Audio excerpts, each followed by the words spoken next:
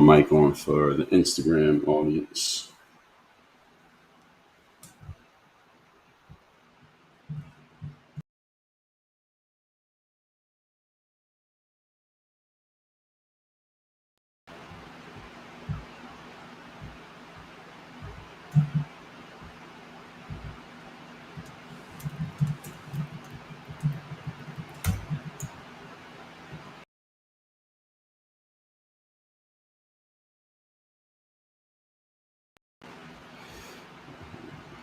So today looks like Rumble.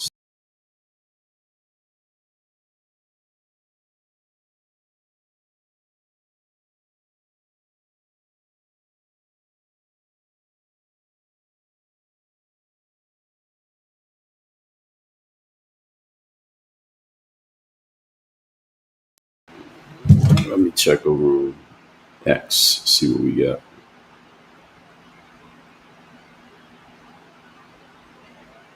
X is showing that I'm live, but then the feed keeps going in and out. So we're trying to catch up with Rumble Studio, get this thing working. They're having some issues over here today. Let's see if we can figure it out. Happy Friday morning, everybody. Happy August. We are in a new month. Those of you who are ambitious, hopefully you set yourself some goals for this month.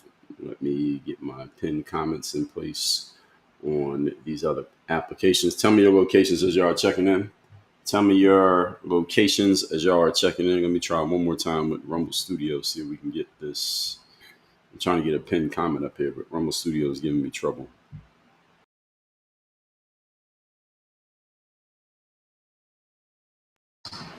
But let me see if the feed is working. So it does say that the feed is working. So I guess we'll just take that win that the feed is working. For some reason on X, it's not telling me, it's not noting that I'm live. There it is. That's good. So we are live on Rumble Studio, live on YouTube. Good morning. Good morning. Live on X. Good morning. Live on Facebook is active. We are live on LinkedIn. We are live over on Instagram.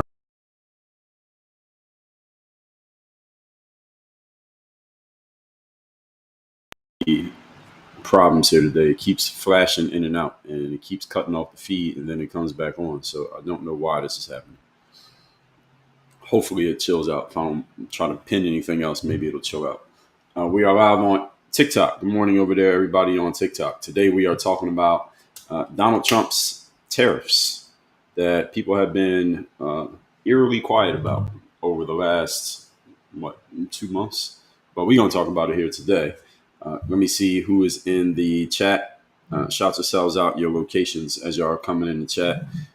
King works over there on Instagram. Saw you. Let's see what we got over on IG. Lucky Gal, good morning. I mean, this is TikTok.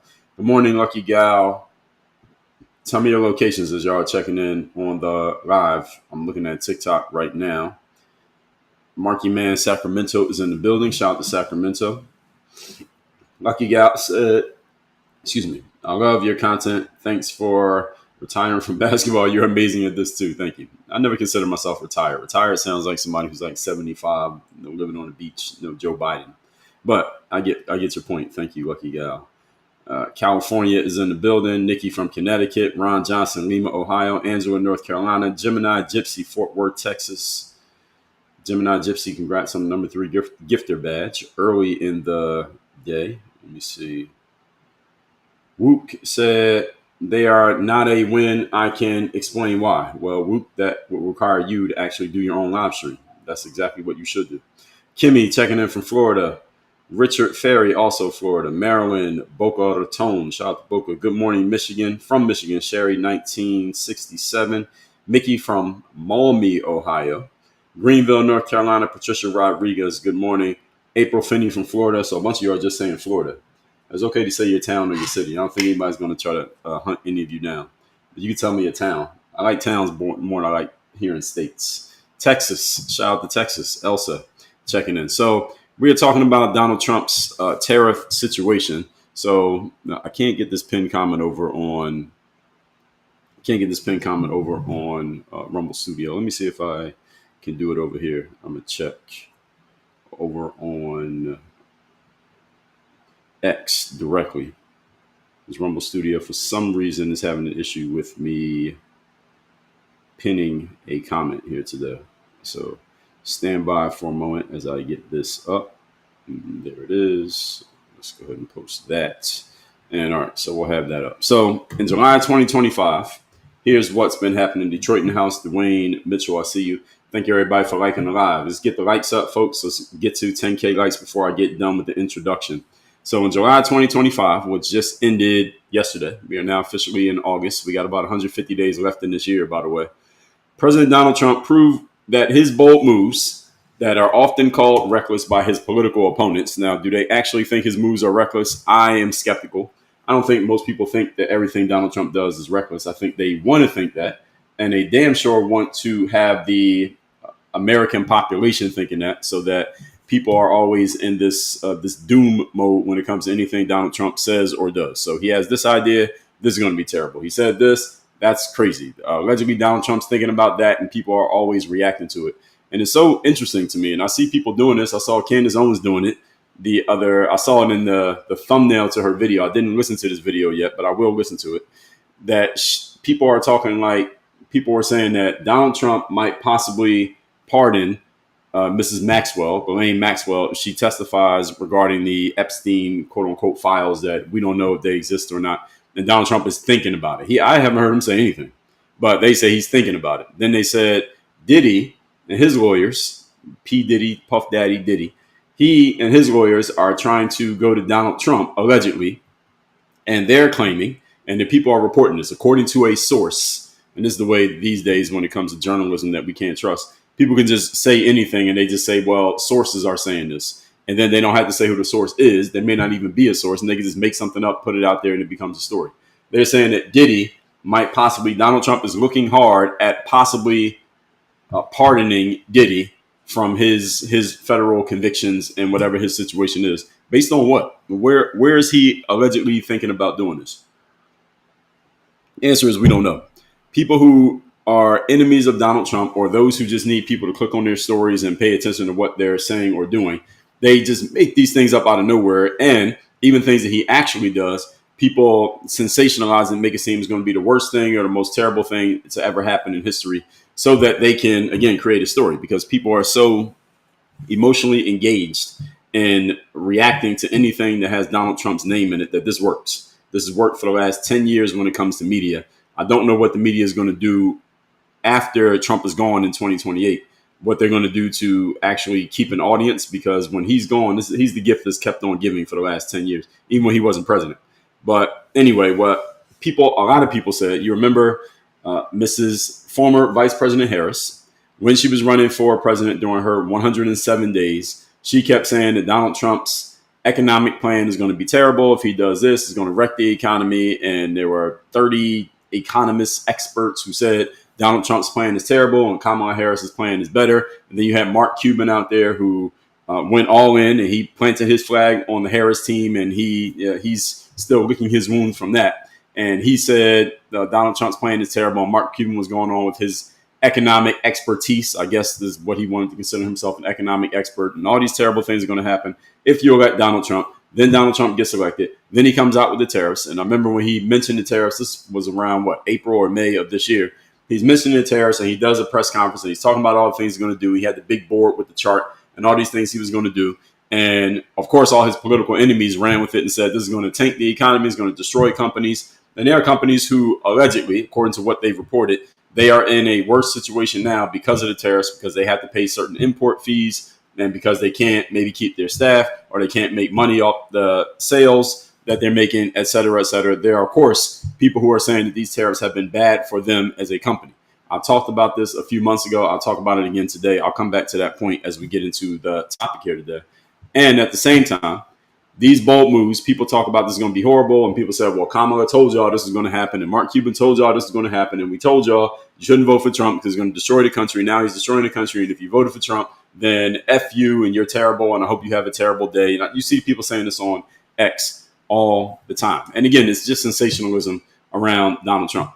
It's been very quiet around this concept of tariffs, generally speaking. I'm sure some people talk about it all the time. But it's been very quiet because these Liberation Day tariffs that Donald Trump announced earlier this year is basically a universal 10 to 15% tariff structure on all imports. People called them dangerous, reckless, economic suicide. Remember that one? They said it's just going to destroy the entire economy. Critics said this. Kamala Harris said it. Establishment economists said it. Media pundits said it, that there's going to be inflation. The markets are going to collapse. There's going to be global backlash. There'll be diplomatic breakdowns. What has actually happened?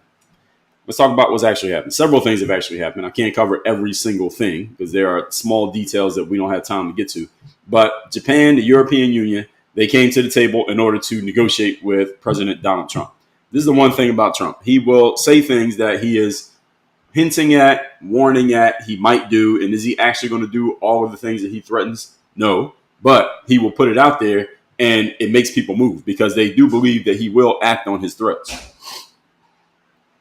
if they don't follow through and capitulate and do what he wants them to do. Because the United States still has a whole lot of power. And depending on who's leading us, people will trust or not have respect for that power. I think would have been a stark contrast had we had President Harris right now instead of President Trump. Just my personal opinion. But a lot of the organizations that that Trump said, hey, we're going to tariff you and we're going to put extra costs on you or extra costs on any American company that imports goods from you. He got a lot of them to come to the table. They agreed to deals that Trump laid out from day one. The very deals that Trump said, we're going to tariff country X unless they do ABC. All those countries came to the table, and guess what they did? They did ABC. That happened. All right, that's what's happened, and that's why nobody's talking about it. Because we all know, whether you're a Trump supporter or you are an anti-Trump, anti-MAGA, never Trumper, whatever side you fall or you're somewhere in between, indifferent. We all know that had these tariffs been an actual disaster, had it destroyed the economy, had everything been terrible about them, you wouldn't need to go look for the news on this because it would have been reported to you every single day until you couldn't not know about it. And because it's been so quiet, anything about Trump that comes out and people sensationalize is going to be terrible. And then a month or two later, nobody's talking about it anymore is because those people said it was going to be terrible. It wasn't actually terrible. So they just get quiet and they go shift to another news item. So he laid this out from day one. Billions in foreign investment has come in. And now critics are silent. They're pretending that they didn't say what they said. These days, because the news cycle is so quick, you can throw something out, be wrong, and 3 days later, people forgot that you were wrong. This is what the media is these days. This is why you can't trust the media. Also why facts don't matter. But let's not let this slide. Let's actually talk about it because we want to talk about what's happened, why it matters, why nobody in the media, which is mostly against him, why nobody wants to talk about this stuff. So let me introduce myself. For those who do not know me, my name is Dre Baldwin. My name is Dre Baldwin, also known as Dre All Day, former 9-year professional athlete. I run this company called Work on Your Game Incorporated. What we do here is we weaponize performance, discipline, and accountability through our systems. We work with high performance teams and high performance individuals. You can learn more about working with us by going to the links that you see in my profile or bio or pinned comment on whatever app you are watching me on right now. I'm on TikTok, Instagram, LinkedIn, Facebook, X, YouTube, and Rumble all at the same time right now. The replay to this live will be on my YouTube channel. That link is in my profile on TikTok.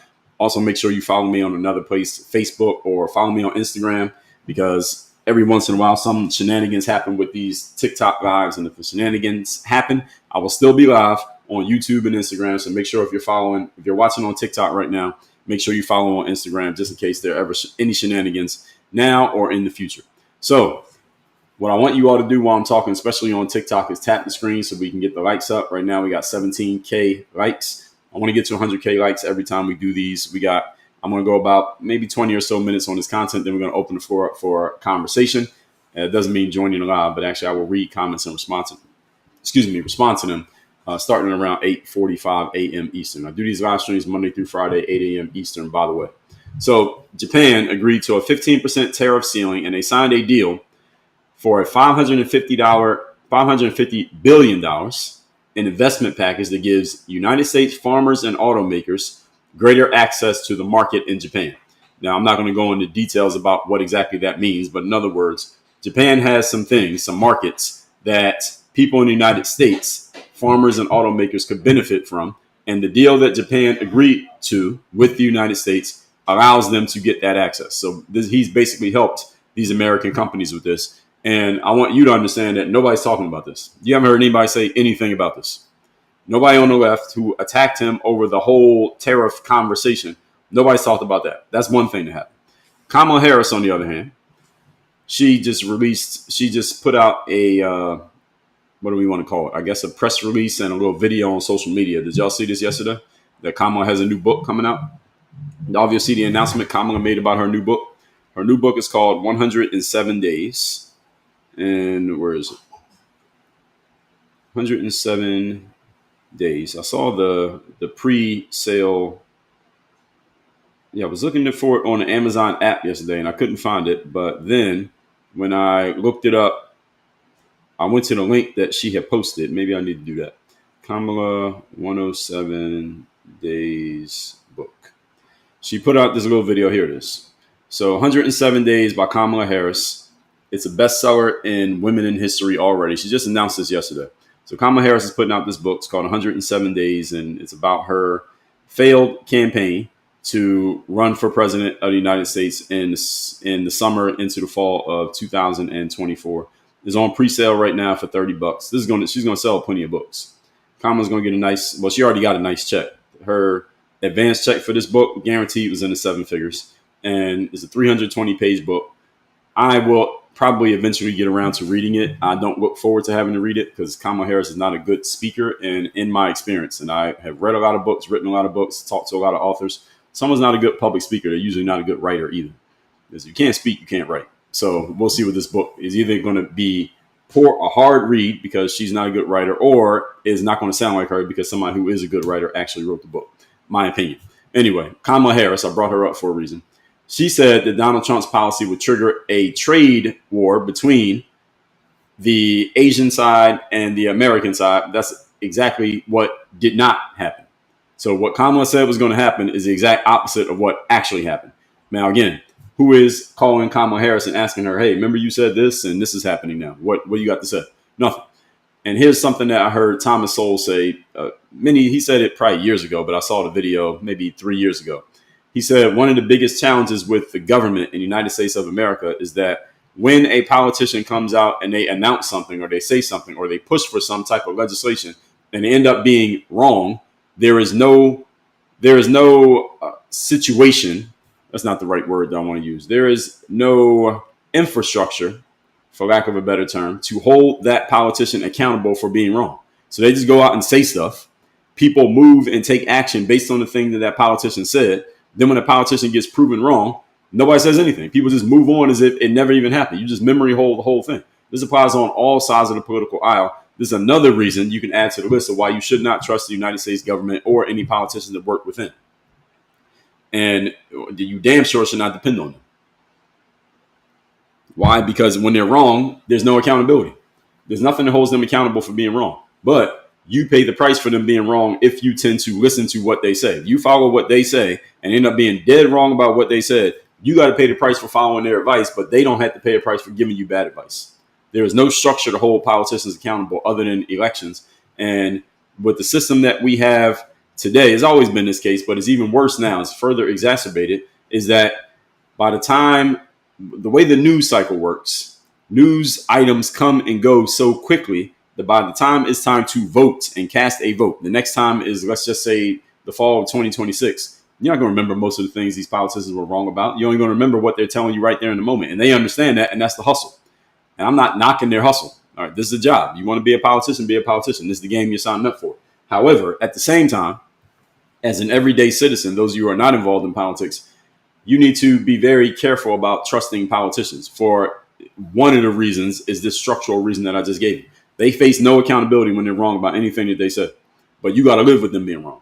So next point, the European Union followed with their own 15% flat rate deal, including $600 billion in capital investment and $750 committed to buying U.S. energy and defense products. Again, do any of you know this? I didn't even know this until I started looking into this stuff. This is what the European Union decided to do. 15% flat rate deal. That was Trump's proposal. And they made an investment, $600 billion in capital investment and $750 billion to buying U.S. energy and defense products. These are all things that Trump got these other entities to agree to. Again, did any of you hear this on the news? I didn't. Now, economists on CNBC, here's what they said. They said that Europe, that's the European Union, what I just mentioned, 650 plus 750 in billions of dollars. That's over $1 trillion. They said that Europe would never accept a one-size-fit-all tariff. But what did I just tell you? The European Union accepted a 15% flat rate deal.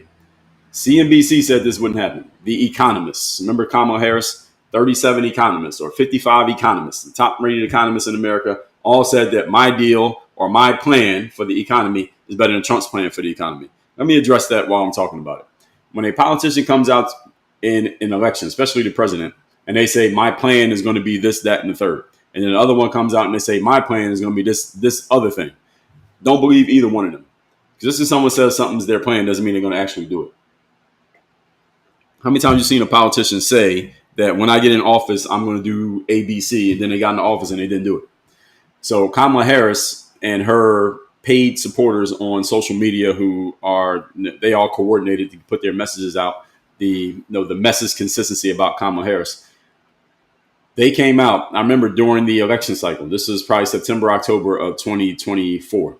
And they were all saying, well, Kamala Harris's plan is better and Trump's plan is going to be terrible. And they sent Mark Cuban out there to look stupid and play himself and flying the Kamala flag. And this plan is going to be so terrible. And people are like, well, Kamala's plan was going to be better. Here was her plan. She was going to do this. She was going to do that. And I hear people talking about black people. You black men didn't vote for Kamala, but look at her plan. She was going to do this, this, and this. Just because someone says they're going to do something during the campaign cycle does not mean that they actually do it.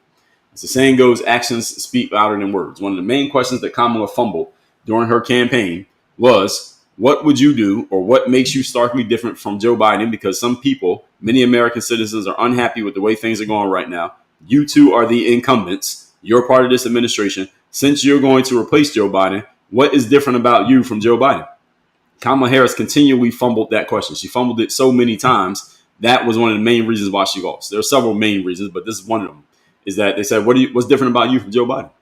Because people are unhappy right now with the incumbent administration. So if you come in, are you just going to be more of the same that people are already unhappy with, or what's going to be different about you? She never had a clear answer to the question. And this is the person that some people said that we should hire as our leader. That it doesn't even make logical sense. She continually fumbled that question. She got asked the question several times. She never gave a good answer. She never gave a cogent answer to that question. But anyway. So I'm saying all that to bring up this whole concept of, well, this person had a plan and this was going to happen. Miss me with all that. I don't believe anybody's plan. Show me that you actually did it. And you were just in the White House. Why don't you do it? Why don't you push any of these things? I never heard her say any of this stuff when she was the VP. Now, all of a sudden, you got all these radical things. Okay, what are you going to do different than the guy who's your boss right now? She didn't have an answer to the question. And she wrote a book that's 320 pages. That's how long the book is. 320 pages of Kamala Harris telling you about her 107-day campaign. I don't know what's in this book, but okay. Any of you going to read it? Any of you already placed your order for Kamala's book? Anybody already ordered Kamala's book? Put pre-order in the comments. Anybody here who has already pre-ordered Kamala Harris's book, put the word pre-order in the comments if you've done it. Anybody pre-order Kamala Harris's book? I'm just looking for the word pre-order for anybody who ordered the book. She just announced it yesterday, so I'm not seeing the word pre-order yet, so I don't think anybody pre-ordered the book. Anyway, let's continue. I'm going to read the book. Okay, I'm going to read Kamala's book. I'm not going to be the first in line to read the book, but I am going to read the book. So, U.S. stock markets hit all-time highs after these deals were announced. So, when the Japan deal, the EU deal got announced, U.S. stock markets hit all-time highs. Notice nobody's talking about the all-time highs of the stock market. Did y'all even know that the stock market hit an all-time high? Did y'all know? I didn't know. Did any of you know? Put a yes or no in the comments. Did any of you hear in the last 2 weeks that the U.S. stock market hit an all-time high? Did any of you know about this? Did any of you see this? Give me a yes or a no. Did you see the U.S. stock market hit an all-time high? I didn't know about this. I did not hear this at all. So I'm getting a couple of yeses. I see a couple of you say yes. I didn't hear about it. Now, let me ask you a question. If the stock market was going down, if it was going down during Trump's administration in any way, anytime, Jenny from the block 719, I see you over there on Instagram. If the stock market was going down, would you have heard about it? If the stock market was going down under Trump with these deals and these things happening between Trump and the EU and Trump and Japan, if it was going down, would you have heard about it? All of you would have known about it. You only had to be an investor in the stock market. You would have known about it because they wouldn't have let you not know about it. That's my point. My point here is that if it's some negative news or a negative frame they can put around Donald Trump, the media will make sure they shove it into your face so that you can't not see it and can't not know about it. But if it's something that actually looks like a win for him or a positive for him or something that he did that actually is working in a positive way, they don't talk about it at all. This is the reason why you can't trust the media. This is the reason why the media can't be trusted. This is the reason why facts don't matter, because they'll tell you the facts that they want you to know and ignore the facts that they don't want you to know. What I just told you was a fact, but nobody told you about this fact. So see, when people get on this facts thing, facts don't matter anymore. I've said this many times, and I often have to explain it. The reason facts don't matter is, number one, people can pick and choose which facts to tell you about. Number two, you don't know which facts are not being shared. You only know about the facts that are being shared. And number three, the end game of all this is that you have to go get your own information these days. And what you need are not facts. What you need is the truth. The truth is all the facts in proper context, which takes time. It takes effort to figure out all the facts and put them in the proper context. There used to be a whole profession of people who did this for a living. They were called journalists. The problem is nobody does journalism anymore. And when I say nobody, I don't mean zero people. There are a few trying to keep it on life support, but for the most part, there's no more journalism. Everybody has picked a side. And this is why anytime somebody tells you that they're giving you the facts, you can pretty much guess that they're probably lying to you, either lying by omission or they're either lying by omission by not telling you something, lying by selective reasoning. They're picking the pieces that they want you to know about. And either they're doing it on purpose or they're doing it based on ignorance. They don't even know that they're giving you only pieces of the facts because they don't even understand this, or they know exactly what they're doing. They're doing it anyway. This is the reason why you got to get your own information these days. And the only way to actually be quote unquote informed is not to listen to other people. Actually, let me not say it that way. You can listen to other people, but you got to listen to more than one source. You got to get your material from multiple sources. Because if you only get your material from one source, they will give you the facts that they want you to know about, and they'll leave out the facts they don't want you to know. Simple as that. And now you think you're informed because you got a bunch of information, but you don't even realize which information you didn't get because you're trusting that source to give you everything. They're not giving you everything. They're giving you the parts they want you to know. So that's just another note about media in general, not the media, all media, including social media, TikTok, podcasts. You got to listen to more than one source about any story to find out what's actually happening. So no one mentioned that the stock market was hitting an all-time high when it comes to the mainstream media. So this confirms, because when the stock market goes up, here's what that means. That's all about the confidence that investors have. When people are confident in the economy, the stock market goes up because people put more money into stocks. They invest in companies. That's all the stock market is publicly held companies that you and I can invest money into having ownership of those companies. That's what the stock market is, generally speaking. When people are feeling good about the economy, the stock market goes up because more of us put more money into those companies because we believe that the future is going to be better than the present. That's what the stock market is representative of, how we feel right now and what we think the world's going to look like tomorrow. When the stock market goes down, it's the exact opposite. We don't feel things look good right now, and we think things are going to get worse. So what people do is they pull their money out of the businesses that they have ownership of, put it in their pocket because they're like, if I keep my money in this company and the value of this company, Walmart, goes down, well, then that means my $10 becomes $5, my $5 becomes $1, and now I just lost money. But if you think the $10 you put in Walmart is going to become 20, and 20 is going to become 50, and 50 is going to become 100, well, what would you do? You'll put as much money as you can into the stock market because you believe that the future looks better. So when you're optimistic, the stock market will go up. When I say you, I mean all of us. When we are optimistic, the stock market goes up. When we're pessimistic, the stock market goes down. Trump closing these deals make the stock market go up because it fueled optimism. People are like, oh, this is actually working. And here's the thing y'all got to understand, especially those of you who pay a lot of attention to media and people talking, people like me talking, is that you need to look at people's actions, not just their words. All of you are old enough to know, well, most of you are old enough to have heard the saying that, or some form of the saying is that I can't hear your words because your actions are speaking too loud. Something like that. It sounds something like, I'm paraphrasing. Your words are speaking so loud. Your actions are speaking so loud that I can't hear what you're saying. If you really want to know how people feel about what Donald Trump is doing or proposed to do or thinking about or maybe doing, etc., do not get so caught up in what everybody is saying. Look at what people are actually doing. Case in point, look at the election. You had a whole bunch of people, paid Democrat influencers. There's a bunch of them out there. I follow a good number of them because I see their stuff all the time. So I want to know what everybody's talking about. They made it seem like there was no way that Trump could win because remember the vibes? Remember the vibes of the Kamala campaign? Remember vibes? She had vibes going for like 3 weeks.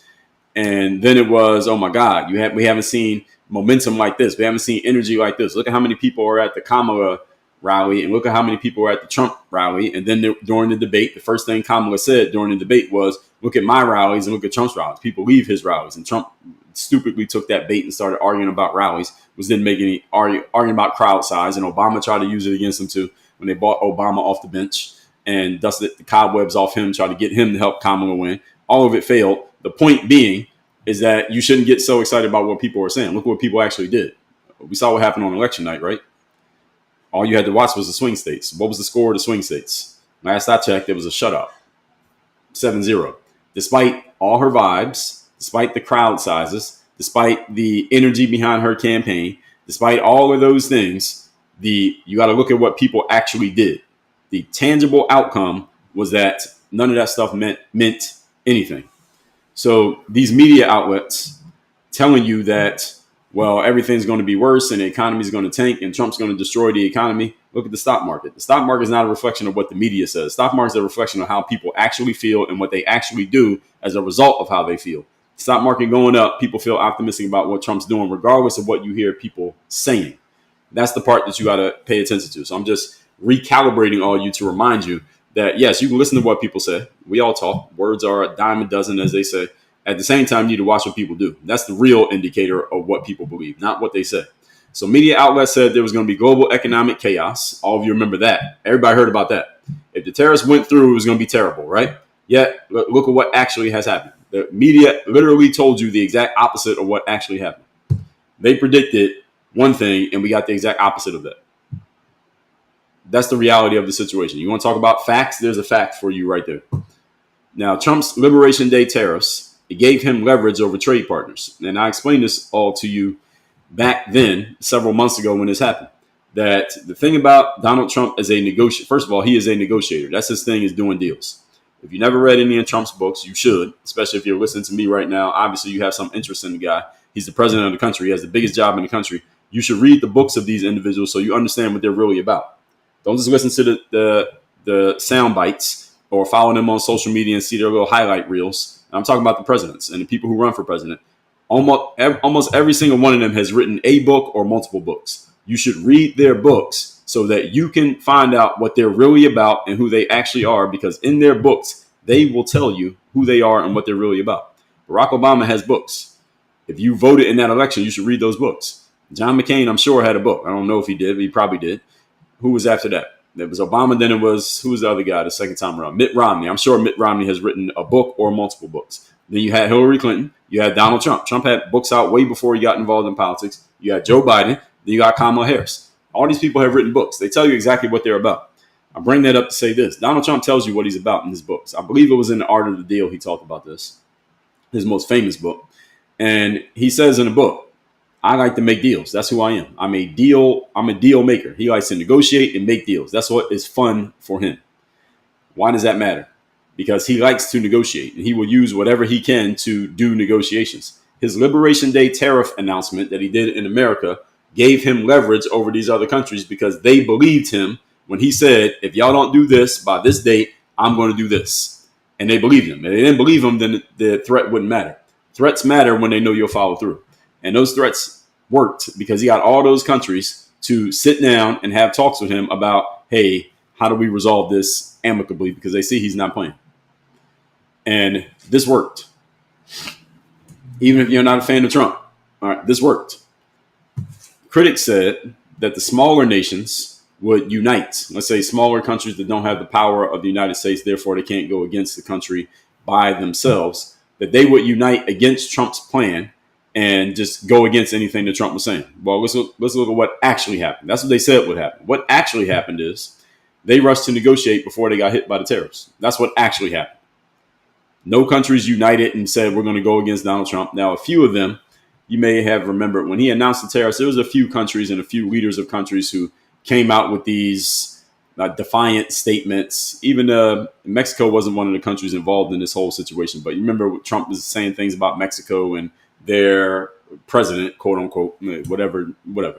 their president comes out and she's making all these bold statements about what they're going to do and what they're not going to do, and we're not going to be bullied by America. Canada's leaders did the same thing, and several other countries' leaders did the same thing. That all sounds good on social media. That all looks good on Instagram. But let's see what actually happens. I told y'all what actually happens back then. I'll tell you again. Here's what happens. Trump comes out. He makes some statement about some country, or generally.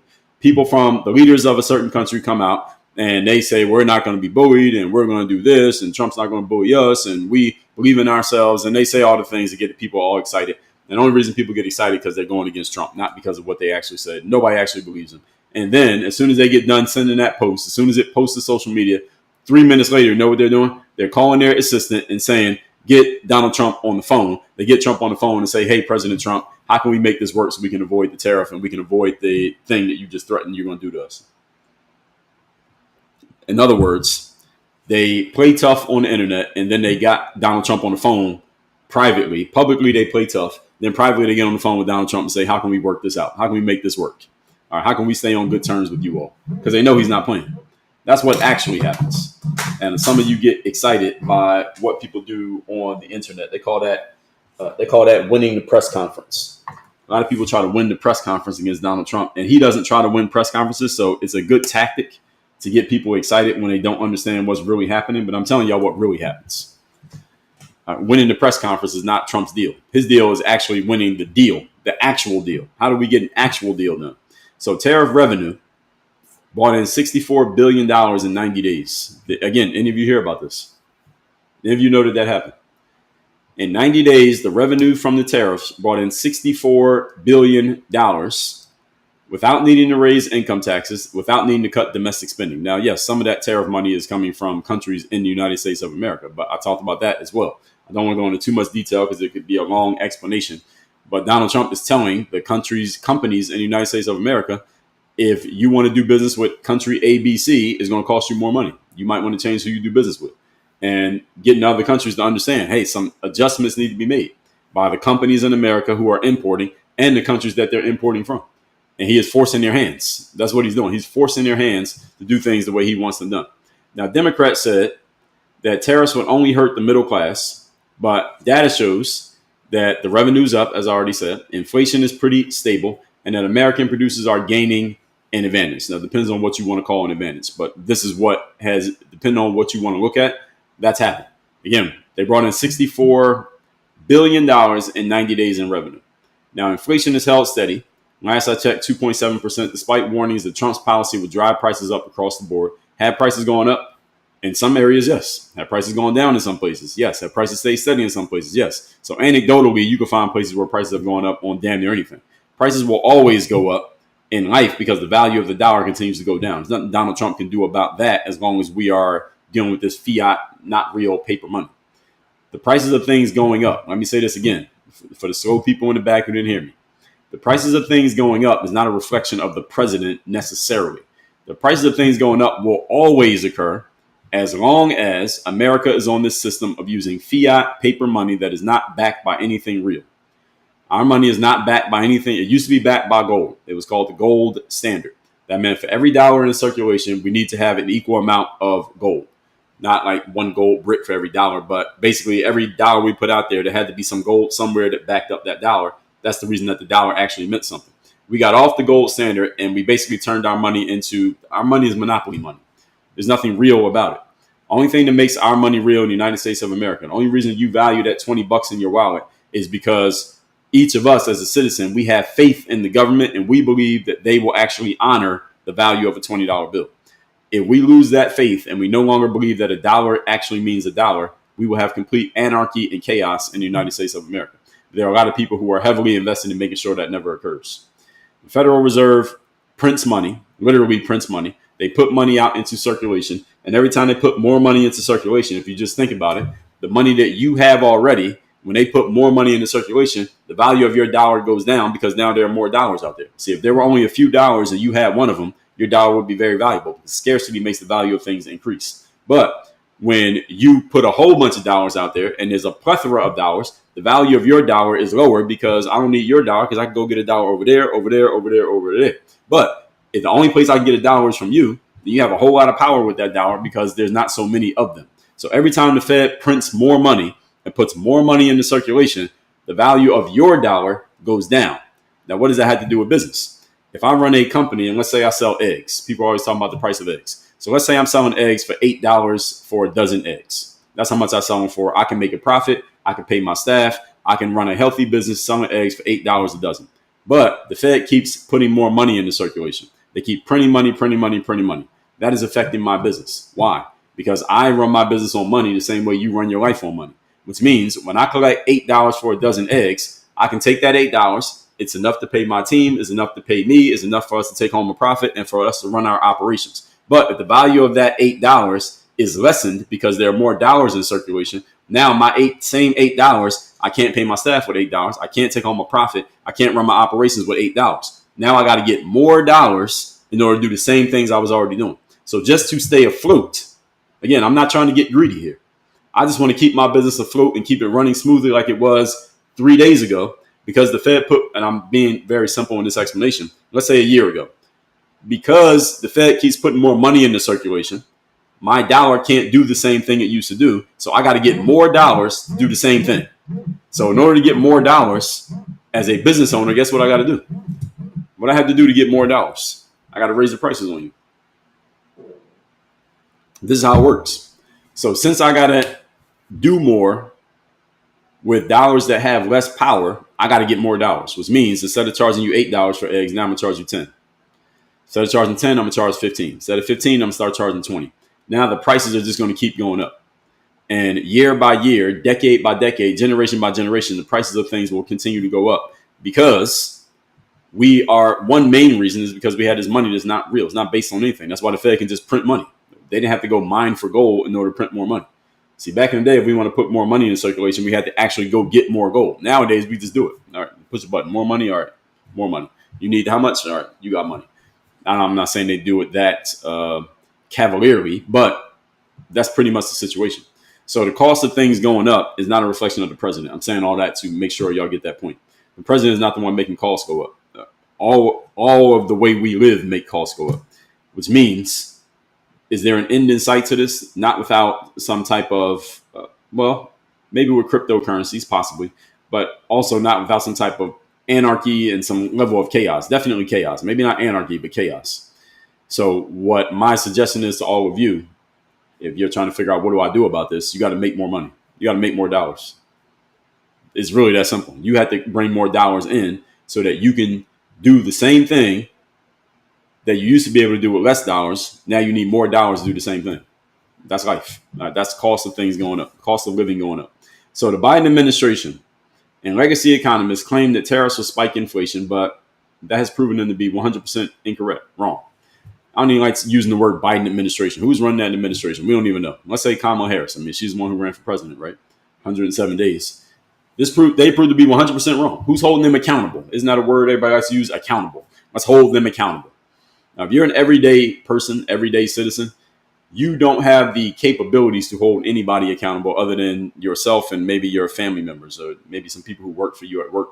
You can't hold a politician accountable other than not voting for them next time around. Other than that, it's not really a damn thing you can do. And if you hear anybody talking about you hear people talking about the deep state or people in power or people who have all the power, they pretty much say this. Not enough of them say it plainly enough, but I'm saying it plainly to you. You don't have the tools to hold a politician accountable. Only thing you could do is not vote for them next time around. They might win anyway, even though you didn't vote for them. You don't have the tools to hold them accountable. And here's the real reality. Here's a fact for you. They know that you don't have the power to hold them accountable, and therefore they don't give a damn about what you said. They pretend to give a damn about what you say, but they really don't. Your favorite politicians or your least favorite politicians, the ones whose names you know, they know that it ain't a damn thing you can do to hold them accountable. And they, again, will pretend as if they care about what you have to say, but do they really care? No. Do they need to care? No. Can you do anything about it? Also, no. This is the reason why if you don't work in the government, you should not be dependent on the government. You should not be emotionally invested in the government. And you need to empower yourself in such a way that whatever the government does, you can kind of float above their decision making.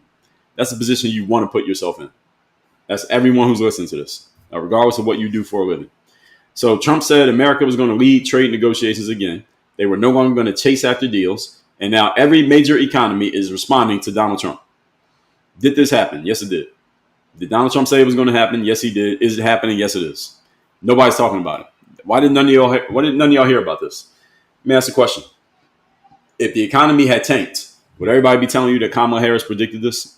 Would everybody be telling you that all the leading economists in America said Trump's plan is terrible and here it is being terrible? Would everybody be telling you that Mark Cuban said it and here it is? Well, Mark Cuban be on a victory lap right now, telling everybody how right he was about how bad Trump's ideas would be. Why is nobody on a lap right now telling you about how Trump's prediction actually came true? Why nobody saying it? And as I already said, the critics haven't apologized or acknowledged their incorrectness. They just gone quiet, moved on to a different story, and they just hope that you weren't paying attention. And me saying it's not going to get everybody to pay attention, but at least it's been said. I want to make sure it's at least on the record and it has been said because nobody's talking about this. And Trump ended up being right. These things that he said was going to happen, they actually happened. Now, with all that being said, let's see what you all have to say. Let's get into the comments here. Don't see any comments on Rumble Studio. I don't know what's going on with Rumble Studio comments here today. So if any of you have to comment, sorry, I cannot see it. Some issues over there. Over on LinkedIn, I should have pinned a comment on LinkedIn. I'll put a pinned comment on LinkedIn. I don't see anything there. On Instagram, okay, so TikTok is on you all. You got a question or comment, go ahead and post it in the comments. We got about 35 minutes here. I'll go through comments and then we'll wrap this one up. Please keep liking the live. Y'all doing a great job liking the live today. Thank you. Rocket Man said, I believe Trump wrote his own books and I have a bridge to sell you. Well, you think Kamala wrote a 320-page book in 7 months after the election? I don't think so. People still using this attack, this ad hominem of, Trump didn't write his own books. You know how many famous people, whether they are athletes, whether they are celebrities, entertainers, politicians, have a book with their name on it that they didn't actually write themselves? I know a whole lot of influencers don't even write their own books. People who I actually know, I've shook their hands. I know they didn't write their books. So a lot of people put books out and don't write them. So Trump not, quote unquote, writing his book. The book is still his words. Let me explain to you how the literary world works, because a lot of you keep using this attack, if you want to call it that, on Trump that's old and outdated. What happens is, especially someone who's very busy, doesn't have a lot of time to actually sit down and write a book, what they do is they sign a publishing deal with the publishing company. Publishing company says, okay, Kamala, we know you don't have time to sit down and write every word of this book.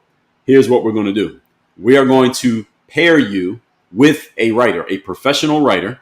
Some people call them ghostwriters, but these days they're not even ghostwriters. People know their name is right on the book. There are many books out there. If you look at the book, you'll see the name of the other writer right there on the cover of the book. People just don't notice it because they pay attention to the famous person. We're going to pair you with this writer. Let's say I'm the writer. Let's say we're going to pair you with Dre Baldwin. He's going to talk to you. He's going to interview you several times. We're going to get several hours of material from you, Kamala. And then Dre is actually going to sit down and write the book based on the words that came out of your mouth. That's the way it works in the literary world. This happens with a lot of well-known people who write books. Donald Trump didn't start it. Donald Trump has not done the most of it. And Donald Trump is not the last to do it. They all do it. So any of you with this, I guess what you want to call ad hominem attack on Donald Trump, oh, he didn't write his own book. Okay, so there's like 10 million books out there that weren't written by the person whose name is on the cover. So in case any of you didn't know, now you know. Tyrell said, who pays for those tariffs again? Well, it depends. Depends on how it's set up. And also depends on the deal between the companies who are importing and whoever they're importing from. That you can negotiate your own deals in business. So let's say I'm selling a remote control. So this is the remote control for the fan that I have here in my office. And I'm importing this from, where was this made in? Doesn't say. Let's say I'm importing this from Taiwan. And Donald Trump announces, well, if you import from Taiwan, you got to pay a $3 tariff on every item you bring in. I call a company in Taiwan that's my supplier, and I say, hey, Mr. Supplier in Taiwan, did you hear that it's $3 now for every time I bring one of these remote controls in? And the supplier there says, hey, Dre, yes, I did hear about that. What's up? I say, well, if I got to pay $3 for every one of these that I bring in, that's going to cut into my profits. And it also means that if I decide I don't want to have my profits cut into it and I decide to drop you as my supplier and I want to get my stuff from somewhere else, I'm going to have to drop you. You're going to lose me as a customer. I'm your biggest customer. So the supplier in Taiwan says, damn, Dre, you're right about that. How can we work this out? I say, all right, how about you eat $2 at every import tariff fee I'll eat $1. I'll take the $1. You take the $2. We'll work it out. He says, Mr. Dre, that's a great idea. I sign a new deal with the supplier in Taiwan, and now we got the deal. I'm not saying that's what they all do. And I'm not even saying that it's common. We don't know. It depends on the business deal that you work out. The thing about being an entrepreneur is that you can work out your own deals. You can renegotiate a deal at any time. Again, Donald Trump, his whole thing is negotiating deals. So who pays for the tariffs? It depends. Depends on the deal that they worked out. And we don't know the deal every company works out. We only know what we get told. Shawnee Martin Sutt, thank you for the follow. Captain Current said tariff increases are being put on the consumers. Walmart has already sounded the alarm. Well, of course they're going to sound the alarm.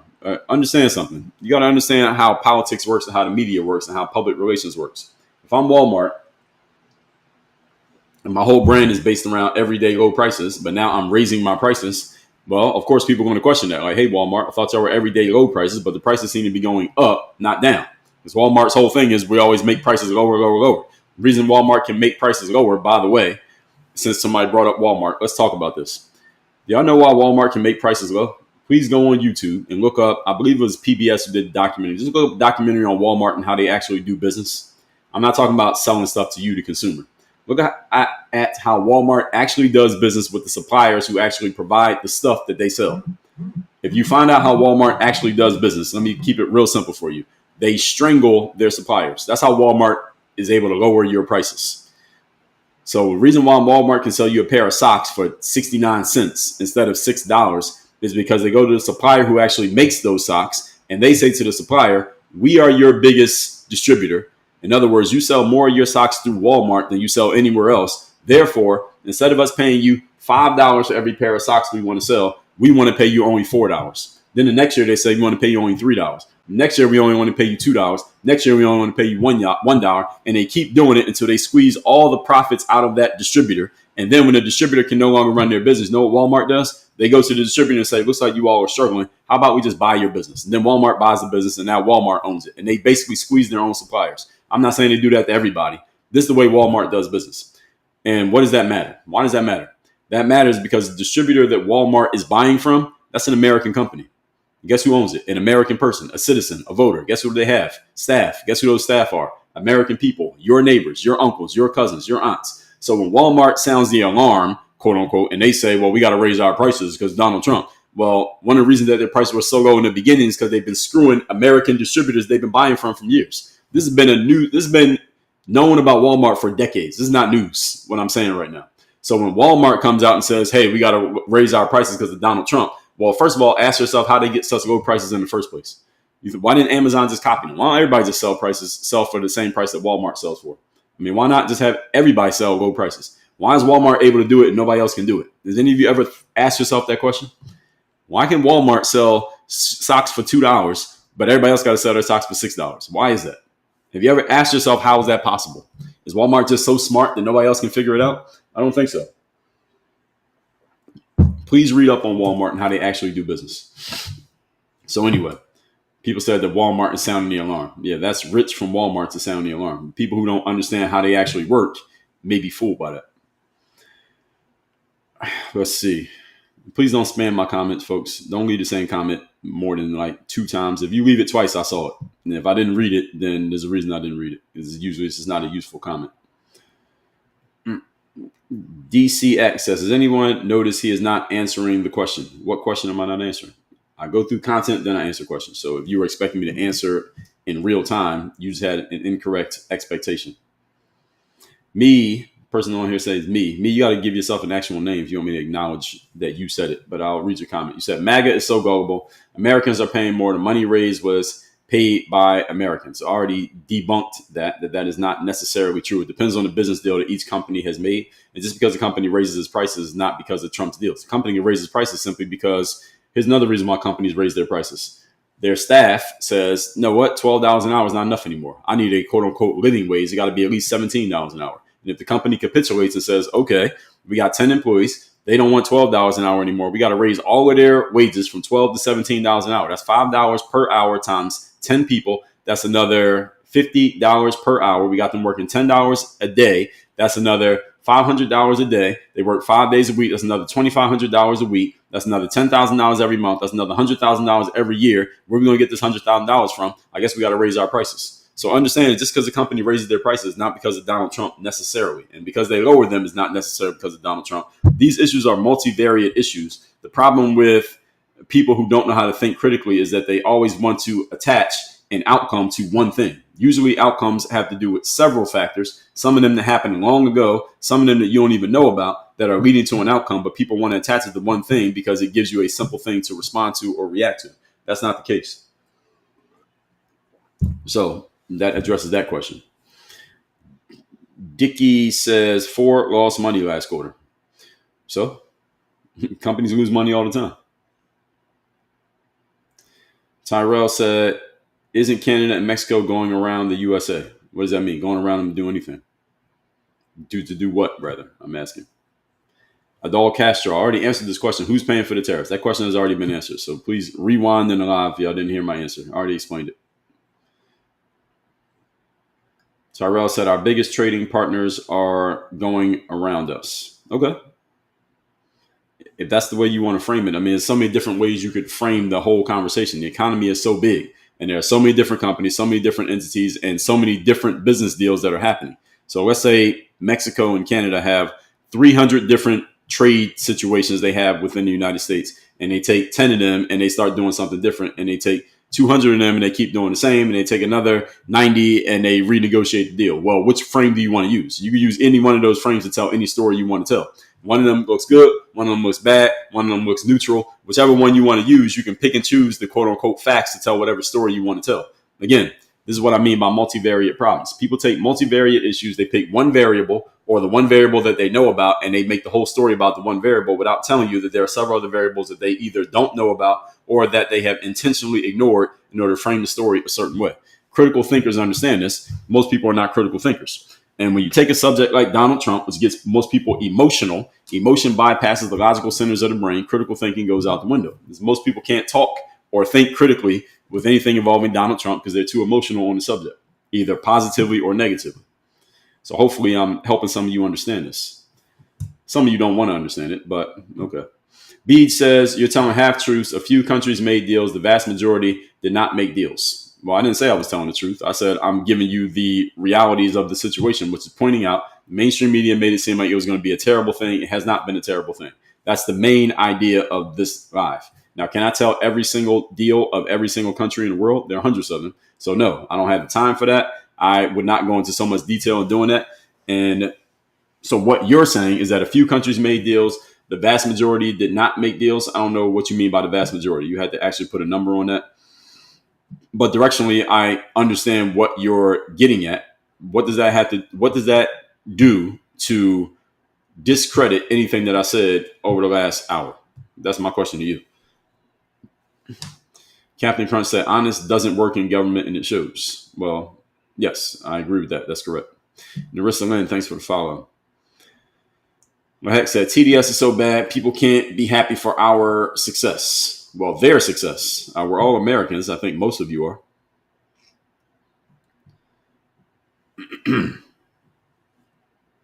All right, so I'm seeing a bunch of the same comments that I've already addressed in detail, so I'm not going to address the same comments over and over again. So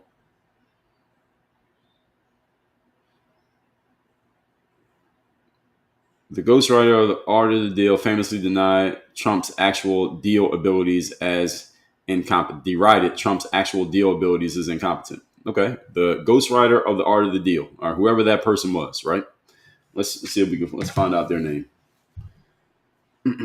Whoever this person was. Most of you don't know who this person is, right? Art of the Deal. So Donald Trump's ghostwriter tells all. There's an article in the New Yorker that came out. You want to guess when this came out? 2016. All right. So the guy he came out deciding to trash Donald Trump, which is fine. That's what you want to do. Now I think this is no, I can't read it.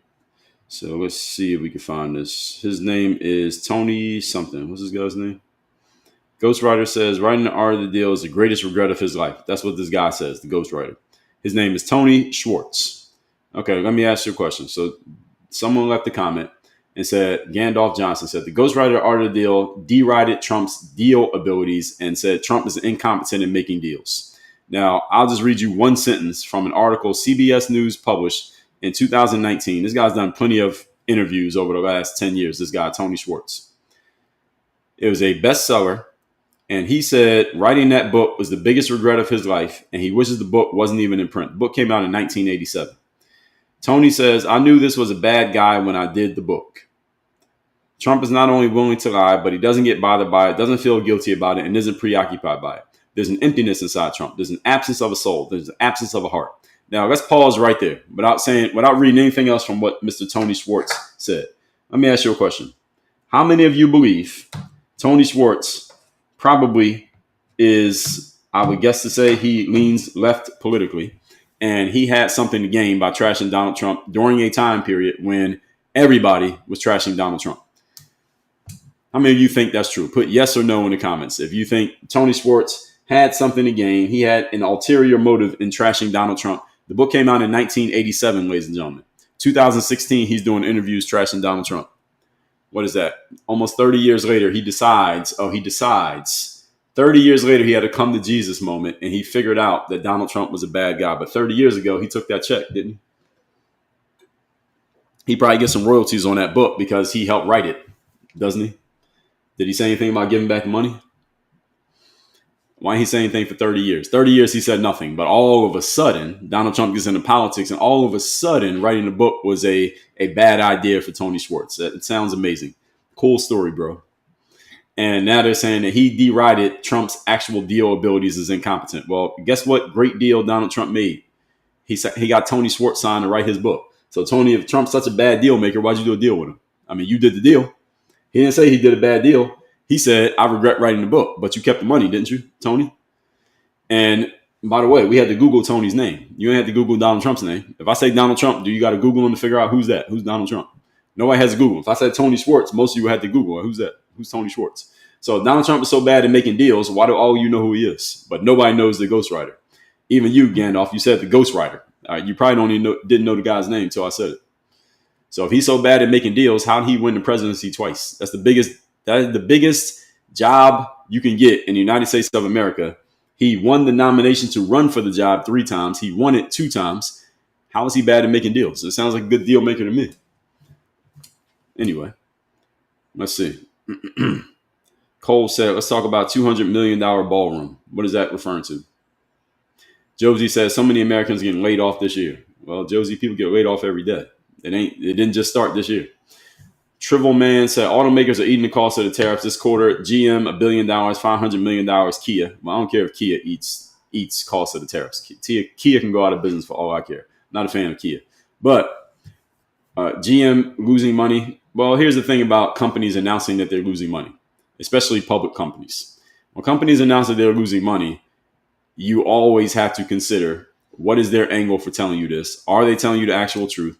And you have to actually look at their books. If you're not looking at their actual books, a company announcing that they're losing money is not always the same story that they're telling. So they may say we lost $1 billion when their actual loss, if they were being honest, might be $300 million. They might not be losing at all. They might be losing nothing, but say they lost $100 million. And the fact that a company is losing money is not necessarily because of the president. It could just be because of the way they're operating their business. And again, these are multivariate problems that if you lose money in 2025, it could have been because of something that you did in 2020 that is now finally showing up in your accounting. I have coaching clients who are accountants. They have shown me how this can show up. That a company can be looking like they're making a ton of money and more money. Every quarter, it looks like they're making more money. But at the same time, if you actually look at the books, they're going out of business because they have costs and things on their accounts receivables and accounts payable that they aren't announcing to the public, but it looks like they're doing great on the outside. So if you're not an accountant and you can't see the inside of a company's books, be very aware of these numbers that they throw out there publicly. So again, these things sound good when they announce them, but is that the real story? You never really know unless you can look at the books of the company, and you would probably need some accounting expertise to really see what's actually there versus what they want you to see.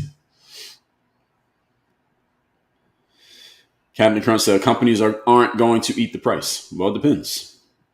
It depends. Every company is different. Matt said he's forced nothing, dude. You're such a hack. All right. If you really think I'm a hack, Matt, you would have left already. Let's see. You're just regurgitating all the talking points. Well, that's a common critique that people throw out when they hear something that they don't like, that you're saying the talking points. So the things that I'm seeing in the comments, I'm not even reading all these comments, are people doing the same thing that you're saying, but in the opposite direction. So, and that's the only pushback that you have, Matt. You got to come with some better substance in that if you would like to be acknowledged again here today. Let's see.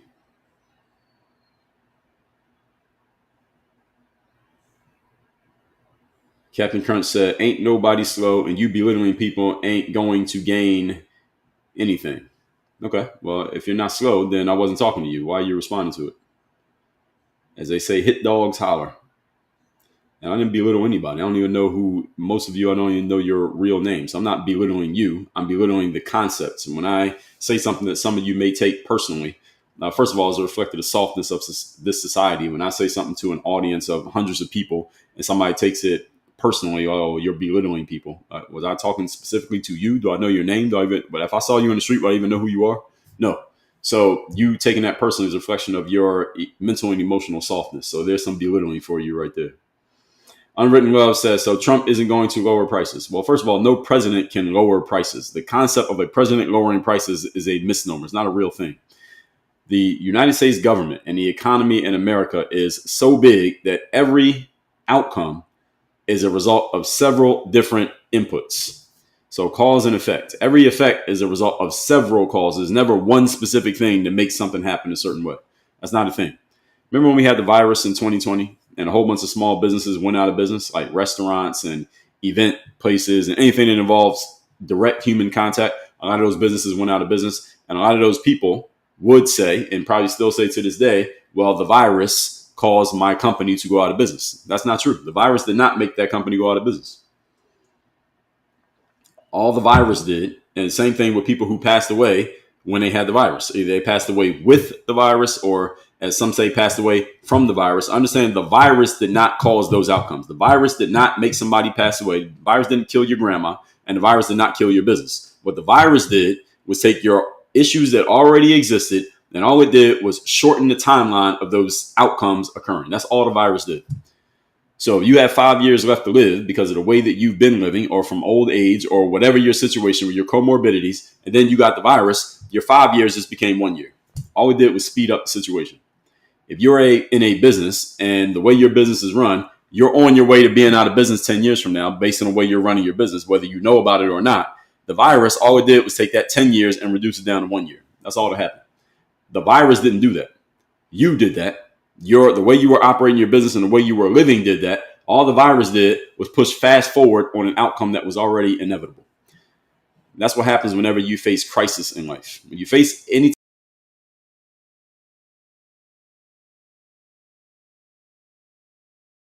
makes it happen faster. That's it. So a lot of people like to blame, oh, it was Trump, or it was Biden, or it was the economy, or it was the government, or it was the virus. It was none of those things. It was you. And see, this is the accountability. Now, a lot of people don't want to look in the mirror and take accountability for everything that happens in their lives. They would rather blame the government or blame the president or blame the economy or blame some damn virus. No, it was you. All that thing did, if you like Trump, maybe you think whatever Trump's doing is going to slow down the inevitable for you. Maybe you think it's going to speed it up if you don't like him. But all those things all they're going to do is accelerate or slow down at something that was already inevitable. They're not making it happen. So, Unwritten Love, to answer your question, is Trump going to lower prices? Oh, that's a misnomer. Trump doesn't lower prices. Trump does things that cause other people to do things, that cause other people to do things, and others and others and others and others. And then the outcome is you get lower prices or higher prices. But often it's not even because of Trump. It's because of several other things that most of the time you're not even told about and may not even know about that are causing these outcomes. It doesn't really have much to do with Trump, but it's easy to pin it on Trump because that's the easy way to take a simple thought and come to a conclusion. There's a way to put a button on the thought is let's just blame it on the president. That sounds simple, sounds easy, and now you don't have to think anymore. I'm not saying you personally, but this is the way most people behave mentally, because most people are not critical thinkers. Critical thinking requires going levels deep into a situation. Most people don't want to go levels deep. They want to look at a situation. They want to pin it on something on the surface that they can understand and they can comprehend, and then they don't want to think about it anymore. Critical thinking is the opposite of that. The bougie guy has said you can use your fiat currency to buy natural resources. Okay. B. Call said cutting cancer research for kids and building a $200 million ballroom, and go ahead and justify that one. Well, you would need the details of which research got cut, what did it get replaced with, if anything, which they don't tell you in the headline. Building a $200 million ballroom, the government spends that kind of money all the time. So there, you want to call that a justification? Okay. It's easy to pull material out of context and present it in a positive or a negative way. I mean, it's called the media. Are you familiar with the mainstream media? So what you just did there is no different than what they've been doing for the last 80 years. So I don't know if you thought that was clever. Bougie said, I already answered that one. Matt said, so then we should just go fully crypto, right? With a question mark. So this is the straw man of the day. Congrats to Matt Poletta for the straw man of the day. Usually well, first of all, let me explain what a straw man is. Straw man is a common logical fallacy when someone takes an idea or thought or words that you said, they reframe it into something that you did not say, then they rephrase it and re-present it to you in the form of a statement or a question as if they're spitting your words back at you. So I mentioned crypto, and Matt says, so then, usually one tell for the straw man is that someone uses the word so to start their comment. So means they're about to reframe what you said into something that they said. Here's the problem with that, Matt, for future reference, is that I'm better at articulating my thoughts than you are. So anytime you reframe my words into your format, you already made it worse because I'm just better at it than you. So he says, so then we should just go fully crypto, right? As if he's asking me to confirm this. That also is a false binary because you're giving me two options when there are many more options. And now I just pointed out your logical fallacy. So Matt, if you would like to represent that question more logically and rationally, then I'll be happy to address it. Samantha said, I like how you say he's not necessarily responsible. When you say he, you're referring to Donald Trump. I think if you've listened to the context of the way I've addressed these comments, now you understand that he is not necessarily responsible.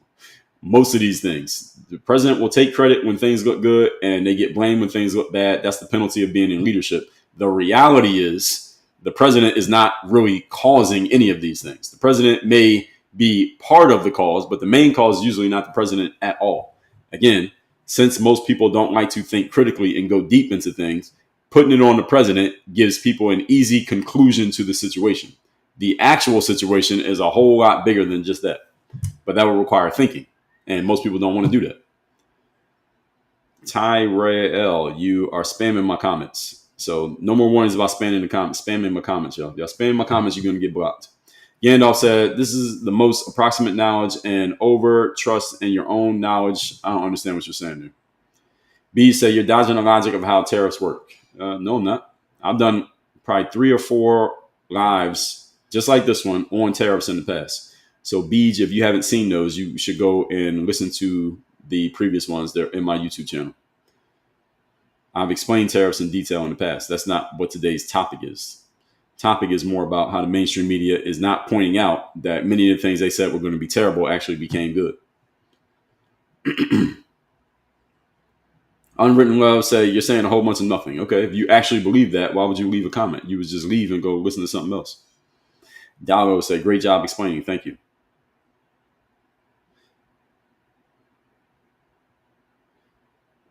Samantha said, putting on a suit doesn't make you more knowledgeable than the experts speaking out. So Samantha, we got to come up with we need a term for this one right here. Can somebody got to suggest me a term for this one right here? Because not every day, maybe about once or twice a week, this comment gets thrown out. I'm talking about a subject that someone strongly disagrees, usually more on an emotional level than a logical level. Because if Samantha B, if you disagree with what I was saying logically, you wouldn't make this comment. So usually it's an emotional disagreement. And when people get emotional in a disagreement, they usually default to what we call the ad hominem. Ad hominem is when instead of attacking the point that you disagree with, you attack the person. So they say something about me as a person rather than actually addressing what I'm talking about. So she said, putting on a suit doesn't make you more knowledgeable than the experts speaking out. So this is an ad hominem because he's saying something about the fact that I have on a suit. Well, Samantha, if I had on a t-shirt, would that make me more knowledgeable? If what's the point? What's the point of even pointing out the suit? It doesn't mean anything. So to actually address your nonsense, your elementary nonsense, you're correct. Putting on a suit does not make you more knowledgeable than anybody on anything. It doesn't make you mean you have knowledge at all. However, Samantha, the reason that I have knowledge is because I know what I'm talking about. You may disagree with my frame. You may disagree with my approach. If you disagree with my frame and you disagree with my approach, Samantha, why are you in my comments leaving a comment? What you should do is the same thing that I'm doing. which is leave my live, go to TikTok, I'll tell you how to do it. So look, you go on TikTok, the app. I'm sure you got the app on your phone, right? So here I am, TikTok app. Then you open up the app, you click the little plus button right here. See that little white plus button? You push the plus button, then you scroll it over to where it says live, and then you put in the title, and then you hit the button that says go live, and then you talk about it in the way that you want to talk about it. I'm assuming you're not wearing a suit, so let's see how knowledgeable you are, and we'll also see how many people give a damn what you have to say, because if there were any, why would you be here?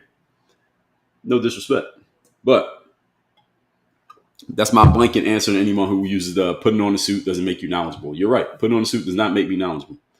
Knowing what the hell I'm talking about makes me knowledgeable. I just happen to have on a suit.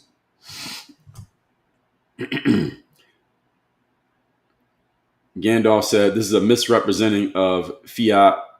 Okay, well, Gandalf, I just told Samantha what to do. If you actually believe that you know better than me, you can give a better explanation, then you could do a live all about fiat currency, and you can see who wants to hear what you have to say. Jay Lune said, America is obviously winning. Well, some said. Mass Stark said, because the tariffs are being put into customs. Now, I'm just reading some of these. I'm not responding to everything because we don't have time to get to all the comments here today. B said, do tariffs have the ability to increase or lower prices? That's a Socratic trap. Beej, nice try. Socratic trap is when someone throws a question at you that is not the actual topic that you're talking about, and they try to get you to address that to go in the direction that they want you to go rather than the direction you're actually going. So Beej, that's a nice try though. I'll give you that. Captain Crunch said, no, it's nothing. I don't know what that is. H Stammer said, why do they put more money into circulation?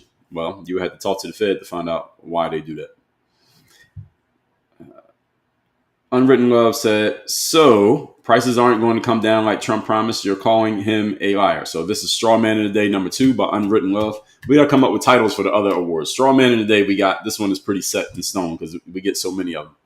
Unwritten Love says, so, again, this is also always a tell for the straw man is when someone uses the word so. That means they're about to rephrase what you said and make it worse. That's the straw version of what you said. Then they beat up the straw man. So here's what Unwritten Love says. So prices aren't going to come down like Trump promised. Well, I didn't say anything about Trump promising prices coming down. As I already explained, prices going down is not really because of Trump. He will take credit if they do, and he'll ignore it if they don't. That's what every president does. Donald Trump did not start this, and he won't be the last one to do it. And then you said, I'm calling him a liar. I haven't called anybody a liar. So Unwritten Love, this is, you got like a double straw man in here. Nice try. Actually, this is not a nice try, but it is a good straw man. Captain Crunch said tariffs will be put on customers. I talked about that in the past. I did entire live streams talking about tariffs. So a bunch of you are hanging on this tariff conversation. You want to go deep into the whole of tariffs. Fair enough. I've done lives already talking about tariffs in the past. April, May of this year on my YouTube channel, you'll see the replays where I talked about tariffs. So if you really want to go deep in it and hear what I have to say, go listen. I doubt any of you really want to. I think you just want to get your points off. If you want to get your points off, that's not the topic here today, specifically how tariffs work and who's paying, et cetera, et cetera. But if you really have something to say about tariffs, what you should do is the same thing I told Samantha. Start your own live stream to see if anybody gives a damn what you have to say. That tends to make people quiet.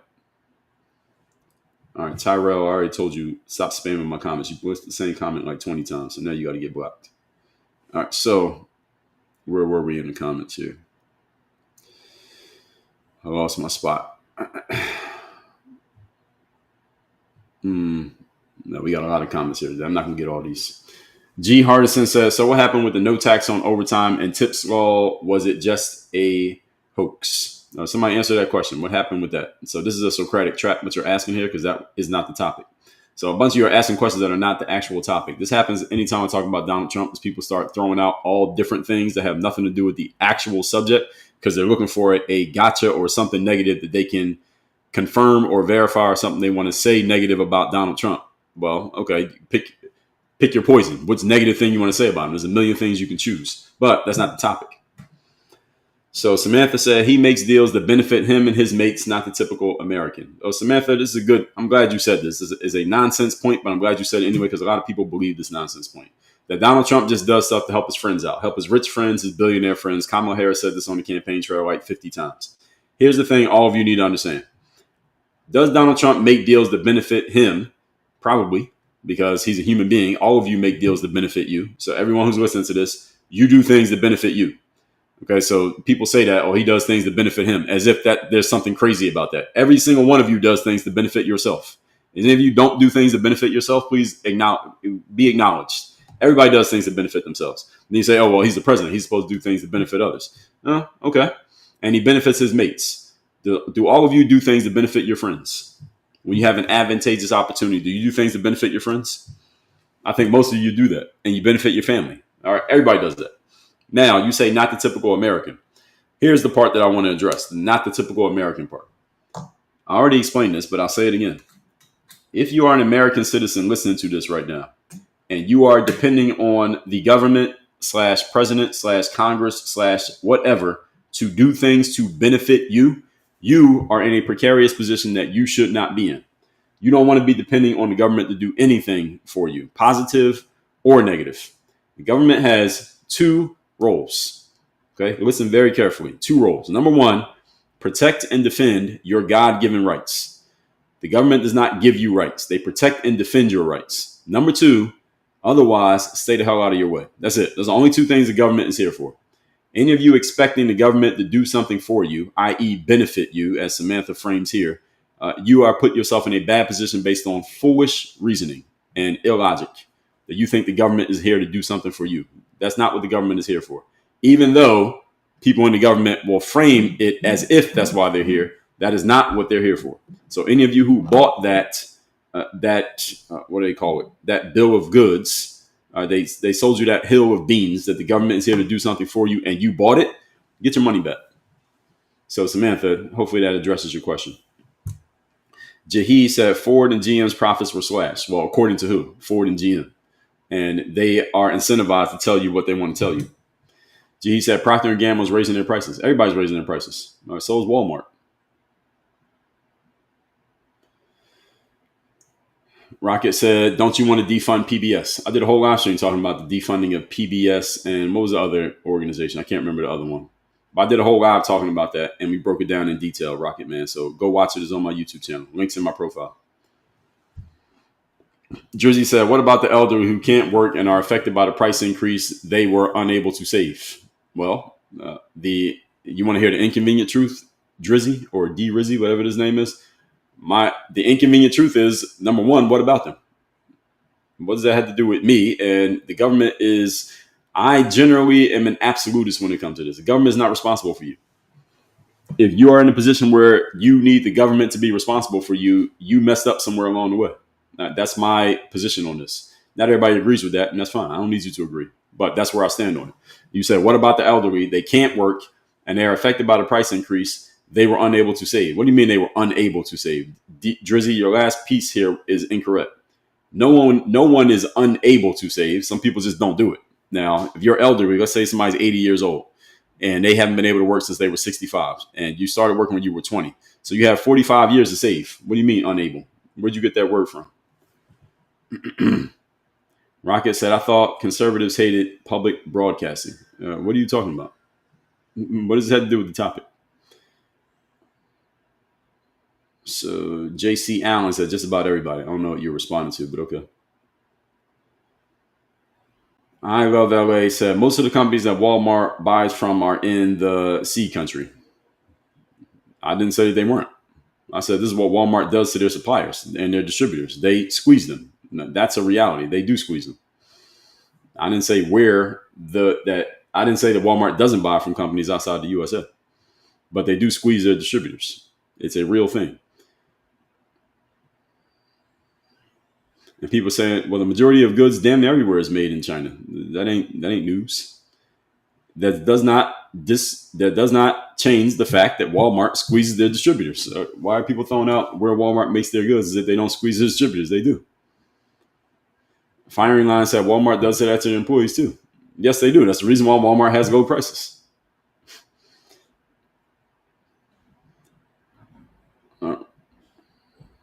Rocket Man said Walmart severely underpays their employees so they can offer quote unquote low prices.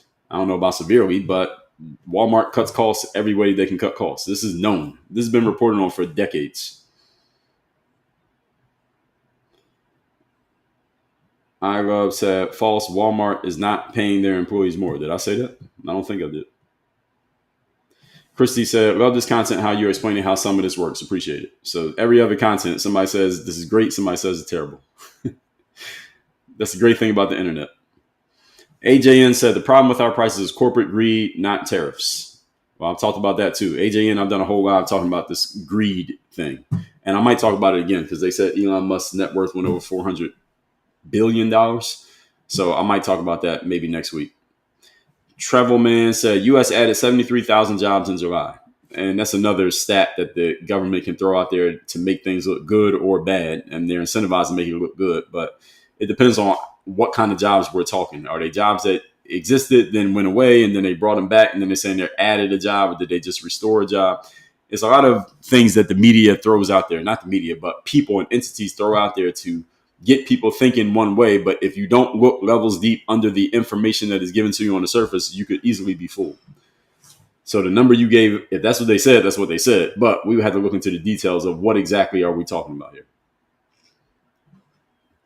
So Rocket Man with another straw man. I'm going to point this out because it's a straw man. He starts the comment with so. So we know a straw man is usually coming when someone disagrees with you and they start their response with the so. It's almost always a straw man. If they agree with you, they could still be straw man, but usually with disagreement, almost always. He says, so are you saying is another tell for the straw man. Are you saying, if you really think about what that phrase is, are you saying, what does that mean? That means somebody's about to take what you said. They're going to rephrase it into something that they said. That's usually a straw man is about to follow because they're about to rephrase what you said to make it sound dumb, and then they're going to argue against it. That's a straw man. So Rocket says, are you saying Republicans don't think critically because they often blame outcomes on one thing? No, this is a straw man. And I'll answer your straw man question by saying, no, that's not what I'm saying. I'm saying human beings don't think critically because most human beings often blame outcomes on one thing. Give an example. Many of you in the comments here, about 50% of you, are looking for ways to blame whatever thing you see as negative on Donald Trump. That's a reflection of a lack of critical thinking skill. It's also a reflection of some of you being emotionally triggered because you don't like hearing somebody say anything positive about Donald Trump or even neutral about him. So you just start looking for ways to say things negative about him, and you're trying to attribute one negative thing that you can point out to one individual person. You're making it a single variate problem when most problems and most outcomes are multivariate outcomes. Almost everything that happens in life is a multivariate outcome. If I drop dead tomorrow, it's not because of what happened between now and tomorrow. It's about everything I've done in my whole life leading up to tomorrow that put me in a position for that to happen, however it were to occur. Process said, y'all's grift will end soon enough. Who's y'all's? There's only one person talking here, so I don't know who you're grouping me in with. And the word grift, people throw that word out there whenever they see somebody doing something that they disagree with. They just call it a grift. So that word has, just similar to racism, has been overused to the point that it's lost its value. Vintage says, incorrect. The price of goods in this case is because of the tariffs. So what did I just say? Now, everybody hear what I just said when I explained that outcomes are multivariate most of the time? Almost always they're multivariate. The price of goods are not because of the tariffs. They're due to several things. The tariffs can contribute, but there's also the economy. There's also the staffing. There's also where we're running our business. There's also, are we hitting our numbers? There's also what new products and services are we offering? All of these things affect the price of goods. It's not one thing that affects the price of goods. But again, most people are not critical thinkers, so they want to pin every one thing on one thing because that allows you to not have to think deeply. You look at it on the surface and you feel like you understand it. And then when someone comes along and they start explaining to you, it ain't that simple. People don't like that. They push back because if I tell you it ain't that simple, you got to think deeper. Now I am assigning you a task of actually thinking, and thinking requires effort. Most people don't want to think, so they just react. So this is why I'm getting a lot of people saying different versions of the same thing here today. You're trying to pin these outcomes on one thing. User said, we are the consumers. Everybody's a consumer. Why are you making that comment? Georgie said, I'm upset about our healthcare cut with increased elderly won't be able to afford medicine. Okay, why are you bringing it up in here? That's not the topic. He said, these other variables have existed for a long time. Well, variables are variables for a reason, because they change. The variable of the weather is not the same in July as it is in December. So yes, the variable of weather has always existed, but it's not always the same variable. It doesn't always have the same effect. iHawk said, in Europe, consumers are supposed to be thankful they can buy a pair of socks. Okay. What's that got to do with me? MC said, I love this guy. Thank you, sir. You're welcome. Marty B said, people forget the new deals are ending us paying, which is good for our companies and their employees. Depending on the way you want to look at it, you can see it as terrible or amazing. That's the funny thing about it. Lucky Gal said, most are just too emotional on certain subjects. On certain subjects. Mondo said, is the last two deals good or bad for us and our economy? Well, that's a false binary and a Socratic trap. Just Me said, so, straw man. So, you don't have time to support your idea. That's a straw man. And anything that I pointed out here, if I tell you is not the topic here today, I've already talked about it. I've already done a live on the exact topic. Anything I brought up here that y'all brought up in the comments, and I say is not the topic here today, I've already done a whole 2 hours on that topic. So go find it on my YouTube channel if you really want to know. My theory is that most of you don't really want to know. You're just looking to get you're just looking to score some points in the comments. I understand. The internet is the internet. Just Me said, deflection is saying you won't talk. How am I saying I won't talk? I've been talking for an hour and a half. How am I deflecting? I'm literally reading your comment, disagreeing with me, but I'm saying I won't talk. Make that make sense. Let's see. Poppy said, Trump isn't perfect, but he's sure as hell the best we got at the moment. Well, I believe he was better than Kamala. I do agree with that. Drizzy said, I don't personally know him, so I can't say, but he knows him. I don't know what you're talking about there. Prusef, you're spamming my comments. I don't know if you were here when I said don't spam my comments. You get blocked, but you get blocked anyway for spamming my comments. Do not spam my comments, folks. Don't read the same comment more than twice. User said, I'm sure Tony cashed a check. Of course he cashed a check. He's still getting the checks. He's still getting them to this day.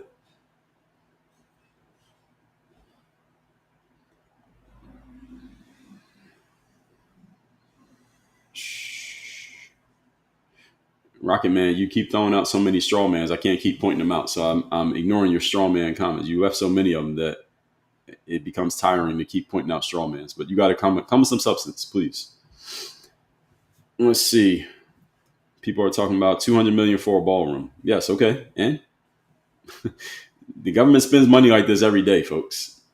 This $200 million for a ballroom is just the one that you know about. They do this every day. If you really want to get excited about that, you get excited every day. You'd be picketing outside the White House if you really wanted to look into that stuff.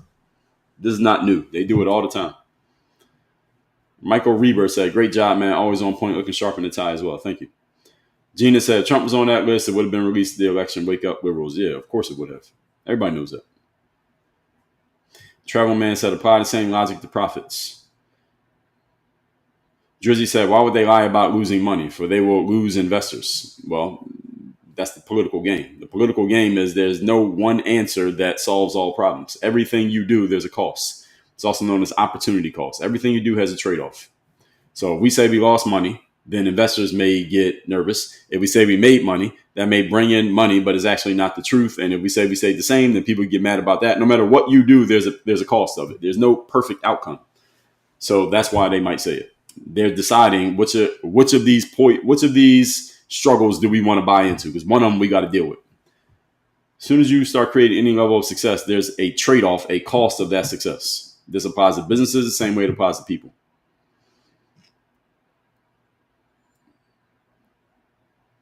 Pompey said, losing money equals not as much profit as last quarter, not necessarily going negative. Yes, that's one way of looking at it. And again, unless you can see the books, the actual accounting books of what these companies are doing, what they announce is not necessarily true at all, let alone is it the whole story. It's never the whole story. They tell you the part that they want you to know about. This is what people need to understand. When the government or some big company comes out and says this happened, they're telling you the part they want you to know, and they're not telling you the parts that they don't want you to know. But there's a whole lot of other quote unquote facts that they're not telling you. But most people just run with the one thing they get told because they don't want to be challenged to think. Jazz Split said, so here we go. Straw man again. Because you like Trump, they are probably lying. So we got several straw mans in here. So first of all, the so tell, because you like Trump, I didn't say I didn't say anything about Trump. I said, well, not my personal opinion. Let's say I didn't say I like him. I didn't say I dislike him. I'm objective and neutral when it comes to Donald Trump. I have no political affiliation. I'm not Democrat. I'm not Republican. I'm not conservative. I'm not liberal. So because I like Trump as the first straw man, then they are probably lying is the second straw man. I don't know who they is that you're referring to. Who is this they? All right. Travel Man said, I agree with you on that. Are you saying the tariffs will not lose money on the tariffs? I'm not quite sure what that means. Oh, the companies. That the companies will not lose money on the tariffs. I'm saying it could be, Travel Man. Depends on the deal. We don't know the deal that each individual company is making. I gave y'all an example. I can call my supplier in Taiwan and say, let's work out a new deal because of these tariffs. And they eat the costs. And they could say, okay. They might say, hell no, you eat the tariffs. And we might split it down the middle and figure it out. Or I might just take it and make my customers pay it. But I have options. It's not like I'm stuck doing it one way just because something got announced. That's the point that I'm making. So it's not that anybody's necessarily lying. They could be lying. But again, a lot of times when a big entity puts a news item out there, they ain't telling you the whole truth. They're telling you what they want you to know. This is how the government works. This is how media works. This is how corporations work. They tell you what they want you to know, not the whole story. They told you the whole story. It would require too much thinking for the average person. Bill Green has said the tariffs being imposed automatically result in losses in the form of added costs. Maybe. It depends on the way that a business decides to respond to it. Business does not have to increase costs just because they get tariffed if they don't want to. Doesn't mean that they won't, but it doesn't mean that it's guaranteed to happen just because there's a tariff. So that's where your frame is off. Christy, thanks for the follow. Rocket Man said, why did Trump promise to lower prices on day one? It's called election campaigning. Are you new to elections and presidents? They all make promises in order to win votes. Welcome to politics. Corey said, you're right, cause and effect. Sleek said, why do people flame Biden for these prices? He's the president. That's the way it works. When you're the president, the citizens, anything they're mad about, they blame it on you.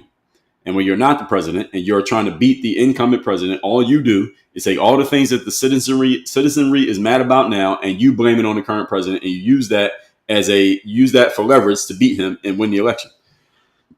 Joe Biden did it to Donald Trump in 2020. Donald Trump did it to Kamala Harris in 2024. Now, this is what they do. This is the way the game works. Are y'all really asking these questions because you really don't understand that this is what they do? This is what you do. The person in power gets all the blame for everything going wrong. And the person who's trying to unseat the person in power uses that as a reason why you shouldn't vote for that side anymore, vote for this side. This is the reason why we usually bounce back between Democrat, Republican every 8 years or so. It never stays on one side. Why is this? At least in the last 30 years. The reason it always goes back and forth is because there's always a swath of Americans who are unhappy with their circumstances and not doing well in their circumstances. That is not because of the government. That's because people are people. Generally speaking, most people don't think, they don't read, and they're lazy. So their situation continually gets worse as life costs more. So they're always going down. So the people who are upset about their situation, there's always going to be a whole bunch of them. All they do is say, well, who's in power? Let's blame them. Most people don't want to look in the mirror and blame themselves for their circumstances. They should, but most people don't want to do that.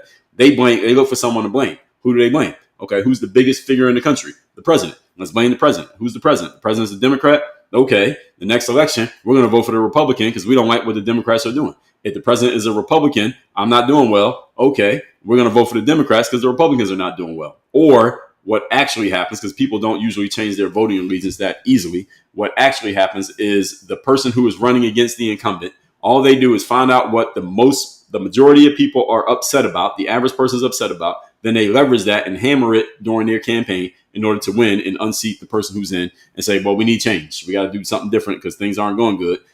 Vote for me. Oh, we need change. We got to do something different because things aren't going good. Vote for me. Every 4 years, it's the same script. The Democrats use it. The Republicans use it. It's not new. Nobody invented it. No one is the only one doing it. They all do it. And they do it to play on the emotions of everyday average people who are not critical thinkers. And also people who don't take full ownership over their lives, which is the majority of human beings in America or any other country. Travel Man said, POTUS doesn't have any control over prices in any sector. Yeah, of course. And logically, most people understand that, but most people don't want to have to do the thinking that requires answering the question, well, then, who controls the prices? And the answer, you can write a fucking book answering that question. Who controls the prices? Not one person. Heck said people are stubbornly repeating how tariffs are taxes on us. They refuse to see the nuance. Well, tariffs can be taxes on us. They can be. Again, it depends on what a business decides to do. And even if every company decides to take every tariff and raise prices, I say, so what you going to do about it? You going to get on TikTok and complain about it? What's that going to do? Is that going to lower prices? I don't think so. I said this. I already told everybody. If you believe tariffs that Donald Trump has imposed, we all can agree he has imposed tariffs. That one we can agree on, right? If you believe those tariffs mean prices are going to go up, then guess what you better do? You better go make some more money. Every one of you listen to this. If you believe tariffs cause prices to go up, okay, let's just say that that's true. Okay, so you're right. Tariffs make all prices of everything go up. If prices go up because Donald Trump and his tariffs, let's just say that that's true. What you going to do about it? Okay, you have to comment on TikTok. Is that going to make the prices go down? Okay, you better go make some money. That's what every one of you better do who keeps bringing up these tariffs things if you're making some kind of revolutionary point. We've already talked about this months ago. When he announced the tariffs, I talked about it for 2 hours. You got to go make more money. And those of you who were around when I did that live, I don't know if any of you were, I emphasized, I spent 20 minutes explaining, you need to make more money. Now, this applies to every one of you listening to this, because you cannot depend on him changing his mind about the tariffs. And even if he doesn't, he's president until 2028. And even if he was to quit tomorrow, all they're going to do is put in JD Vance, who's going to keep doing the same thing Trump was doing. So what you going to do? Keep complaining? Go make some money.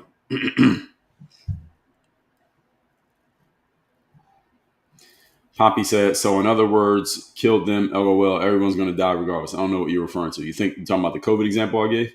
Yes, everyone's going to die regardless. That's the point, Poppy. That's the point. This person's name is Poppy. The point is everybody's going to die regardless. All crisis does is speed up the inevitable outcome. So since every human being is going to die, you get a comorbidity, or you have a stroke, or you have a heart attack, or you get a bad virus. All it does is speed up the inevitable that your life is going to end. Every one of us, our lives are going to end. Ideally, we can live longer and longer, but inevitably we are going to expire. So when that crisis happened, all it did is speed up the expiration of a whole bunch of people. Every one of you probably knows or knows of someone who passed away during that virus. It wasn't the virus that did it. They were already on their way. All the virus did was speed it up. That's what crisis does. It speeds up outcomes. Many people could benefit from crisis because it will make you act with a sense of urgency. Most people are way too slow in their thinking, their decision making, and their behavior. Seek said, none of you just want to blame someone either left or right. The divide works. Generally, that's correct. America is seceding right now. Be happy about it, says Lahek. Big Sam said, that's a fact. If you're dealing with a situation that's not sustainable, any crisis will expedite it. Well, crisis will expedite every situation, good or bad. It expedites everything. It doesn't even matter if it's a bad one. Seek said, all these people play the blame game left and right, but they don't know they are being played. Well, a lot of people don't know. You're right. That second sentence, I agree. A lot of people don't know, third sentence, rather. A lot of people don't know they're being played. They just buy into the emotional game. But this is human nature. Human nature is such constituted that if you play on people's emotions, that they will throw logic completely out the window and just go off their emotions. When it comes to Donald Trump, people are so emotional. We had 100K likes. Thank you, everybody. People are so emotional when it comes to Donald Trump that they don't think logically, and they'll even say stupid shit just to make a point about Donald Trump, as if it's going to change anything. Chuck said, easy search, GM stock up 50% over 2023, down 10% from late 2021 spike.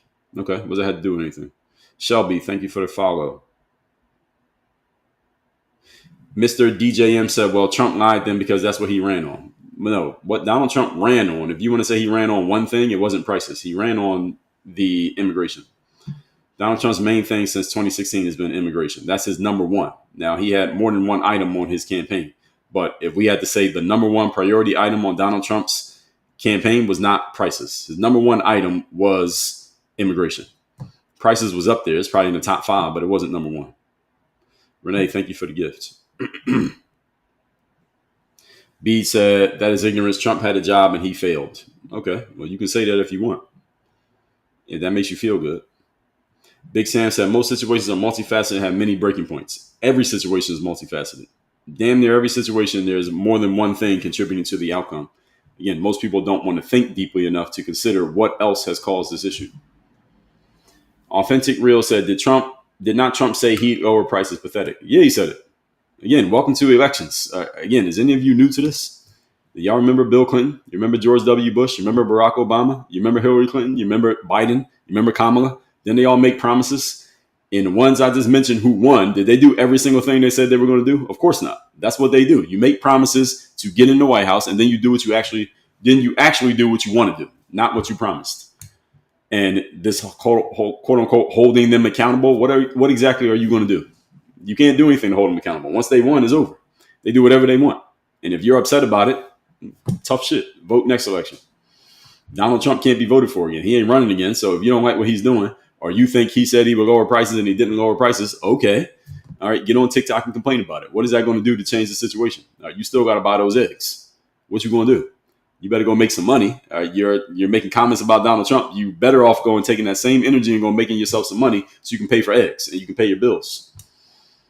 See, a lot of people don't want to hear that because that puts the accountability onus on you. See, it's easy to quote unquote hold Trump accountable because all you got to do is talk. But to hold yourself accountable, you got to actually do something. And most people don't want to hear that. Kathleen, good morning. Good to see you. Corey John 316 say you're very intelligent. Thank you. Well, some people say the exact opposite here, Corey. So I got people saying the exact opposite of what you said, but I appreciate it. AKA Jogger said, is that a MAGA suit? I know MAGA made suits, so no. Big Sam said, the president's not causing the issue. He is exasperating them. Well, it feels like he is. I don't think that's true.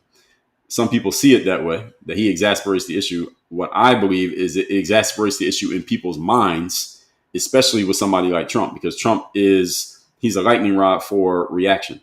So it causes people to pay. Everybody has an opinion on Trump. When George W. Bush was president, not everybody had an opinion.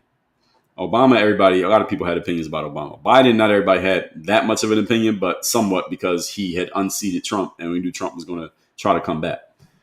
So the world that we're in now, everybody has an opinion on the president. I don't know what it's going to be like after Trump is gone. I think it may calm down, but I might be wrong. AKA said, devil's in the details. Yes, and just getting more information. Most people, again, don't go beyond level one.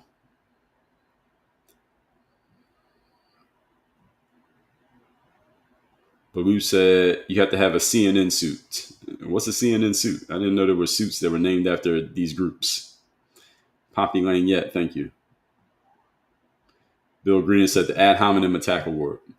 That's okay. I don't know. I'm trying to find something a little bit more catchy. Ad hominem attack. Lisa B said, dude, I like you. You're nailing it. Well, thank you. Richard Corrigan, thank you for the follow. Lisa Champion said, thank you for explaining this to people that don't understand. They just don't want to accept.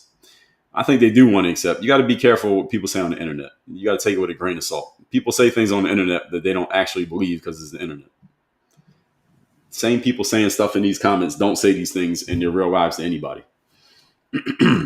That they don't actually believe the things that they're saying. They're saying it because it's the internet and they know they can get a response. I'm reading comments, so they'll say something that they think I'll read and respond to. Katie, Texas Conservative, said, no hate, just joking. Oh, well. C. Glands Rock, thanks for the follow. Rocket Man said, you quite literally said POTUS has no effect on prices. I'm not sure I said that, but even if I did, so now what? Renee said, I try to listen to you every morning due to your articulation and you look amazing in a suit. Well, thank you, Renee. Amma said, give some new info because some of us never seen you before. Okay, info on what? What do you want? Ask me a question. Metal Marticus says, can you give your opinion on maybe our involvement in a world war? I did a whole live on that, Metal Marticus. You can find it on my YouTube channel. We're almost at overtime here, folks. We're at 100,000 likes. I usually stop at 10 o'clock. I'm going to try to answer a few more comments, then we're going to wrap this up. Karen said, no tax on tips was put in the Big Beautiful Bill Act. Rocket Man said, LMAO, avoiding the question just because it's not the topic. So this is what we call the appeal to ridicule fallacy. Is when someone pretends to be laughing at you or at something that you said as a way of trying to provoke you to respond. So I'm actually reading your comment, Rocket Man. You've left a bunch of straw mans here, but this is the appeal to ridicule and actually straw man as well. You said just because it's not the topic. So Rocket Man, let me put in context what you're saying here and let's let the audience decide. So I want y'all to put right or wrong in the comments here. Rocket Man says you're avoiding the question just because it's not the topic. So if I say I'm doing a live stream on topic A and you ask me a question about topic DEF and I say I'm not talking about that because that's not the topic, Am I avoiding the question? I want y'all to say right, I'm avoiding the question, or wrong, I'm not avoiding the question. Am I avoiding the question? If you ask me a question about something that I'm actually not talking about, and I say that's the topic, that doesn't make any sense, Rocket Man. I don't think it makes sense, but let's see what the audience has to say. I'm not down at the bottom of the comments, so I don't even see it. But y'all put right if I forgot which one I said. Right if I'm avoiding the question because I won't answer a question that's off topic, and put wrong if not answering a question that's not the topic is kind of the fucking point. Adam Carlin said Ford lost $2 billion because of Trump, American company who creates American jobs. No, Adam Carlin, that's too simplistic of a conclusion. That's not true. The topic here today is why the mainstream media is not reporting on the successes of Trump's trade deals, trade ideas. Lucian said it benefits him at the expense of the average American. How is it benefiting him? What did it benefit him? Adam Carlin said, I avoid comments too if I was spewing this. I've been reading comments literally for an hour. So how can I be avoiding comments? I'm not even going to get to all the comments because there's so many of them. Eva Milady, and I just read yours. Eva Milady said, but we don't make deals to the detriment of other people or the country I swore to protect and serve. What does that even mean? What are you referring to? Jay Bird said, Trump has done more for this country than any president of the last 50 years. Well, there are a bunch of people who say the exact opposite of that, Jay Bird, but I'll read your comment. Gear Up said, this guy has a reality mindset. That's just real. Well, thank you. Big Sam said, the government takes taxes from every one of my checks. Are you saying I should not expect anything from them? Yes, that's what I'm saying. That's exactly what I'm saying. Only thing you should expect, well, you should expect two things, Big Sam. So not anything, two things. One, protect your rights and defend your rights, your God-given rights. And number two, stay the hell out your way. Other than that, you should expect nothing else from the government, while just admitting that the government takes money out of your check. So they're already violating number two because they're taking your money. So this is the system that we have. I didn't make the system. I'm just telling y'all what it is. NPR, yeah. NPR was the other company that they wanted to defund. And what a lot of people don't know is that the majority of the money those companies get is not from the government. So it's not like they're going to go out of business without the government's money. They probably had to cut some things, but it's not going to gut their entire business. It's like, I forget how much it was. It was maybe like 5%, 10% of NPR and PBS's money come from the government. It might be less than that. I did a whole live on the subjects. I don't remember the exact number, but I gave the number in that live. So if y'all really want to know the number, you can Google it, or you can go watch my live where I talk about it. Rocket Man said, why'd you recommend a PBS documentary if you want to defund it? Well, I just explained why the defunding is not all their money. And secondly, just because I like something that they did doesn't mean they can't also be defunding. I didn't say I wanted to defund it. I said the government defunded it, or Trump decided to defund it. I didn't say I wanted to defund it, and I don't have power over whether they get funds or not. I just have an opinion. So Rocket Man, there's another straw man. I don't know if anybody's ever put as many straw mans into one live as you have today. Rocket Man, I've read probably like 5 of your straw mans, but you posted like 30. It's impressive. I don't know if this is the way you actually think or you just developed the skill. Anyway, Big Sam said, I'm in a union. I pay dues. I expect something for those dues. Well, you pay your dues to the union, not to the government. Now, the union you can make demands of. If you try to make demands of the government, good luck. Big Sam said, anyone I pay owes me a debt and needs to do something to empower my ability to flourish. Okay. Take that to the White House and let me know how it goes. The government don't. I told you what the government owes you. They're going to defend your rights, defend your God-given rights, and they're going to stay out of your way, allegedly. So is the government empowering your ability to flourish? I don't think so. Big Sam, where'd you get that language from? Empower my ability to flourish. That sounds funny, but that's not happening. Ashley Mack, good morning. Jason said they want the government to give them free stuff. I don't want shit from the government. And you ever got something free from the government that was good? If so, what was it? I never got anything from the government that was free that was actually quality stuff. I'm not interested in anything free from the government. I just want government to stay the hell out of my way. That's it. Karen Quinn said, Walmart paid my teenage son to do online grocery pickup $17 an hour, so I don't think he was underpaid. All right, fair enough. I was just reading somebody else's comment. I didn't say that. Prolific Entre Hustler said, appreciate the business knowledge, but respectfully, more entrepreneurs need to leave politics out. Why? Prolific Entre Hustler, why does it matter if an entrepreneur talks about politics, and why does it matter if they don't? What's the difference? And also depends on what kind of entrepreneur they are. What if somebody's an entrepreneur and their entire business is talking about how to leverage politics for your business? What if that's their business? Would they leave politics out? So your frame here, I'm challenging your frame. Your frame is incorrect. And also, it depends on who the entrepreneur is. I mean, one of the best things about being an entrepreneur is that you don't have a boss. You do what you want to do. So talking about politics, what does one have to do with the other? I'm trying to understand your connection.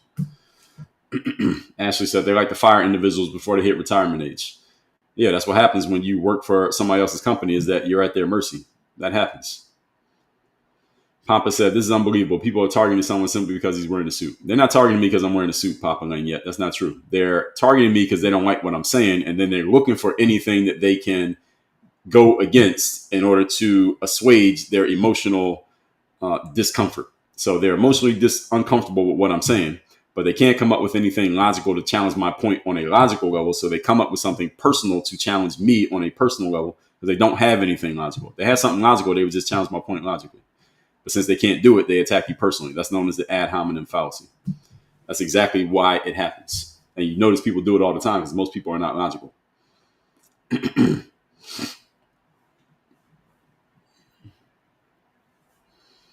Travel Man said other reports like ADP are usually more accurate. Okay, fair enough. Brian said, I love the straw man analogy. I'm using it. All right, thank you. It was called the fallacy. Straw man fallacy is what it's called. It's actually a literal thing. It's called a logical fallacy, and it's called a straw man.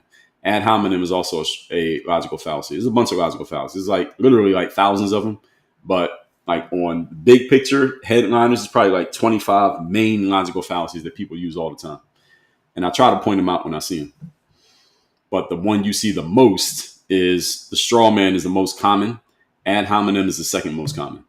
You want to see ad hominem, go on X. X is where I see a lot of ad hominem. So when I leave a comment, let's say I jump into a conversation about, if it's something about race, for example, and I disagree with some black race hustler, then a bunch of people come in the comments with ad hominem, and they say stuff about me personally, but they don't actually address my point. That's the ad hominem, when you attack the point rather than the person. The straw man is when you reframe the point into something that they didn't even say, so you can attack the thing they didn't say, and then you act like you're right. Most people do that if the conversation is a little bit more high level, and if the conversation is more low level, you get more ad hominem.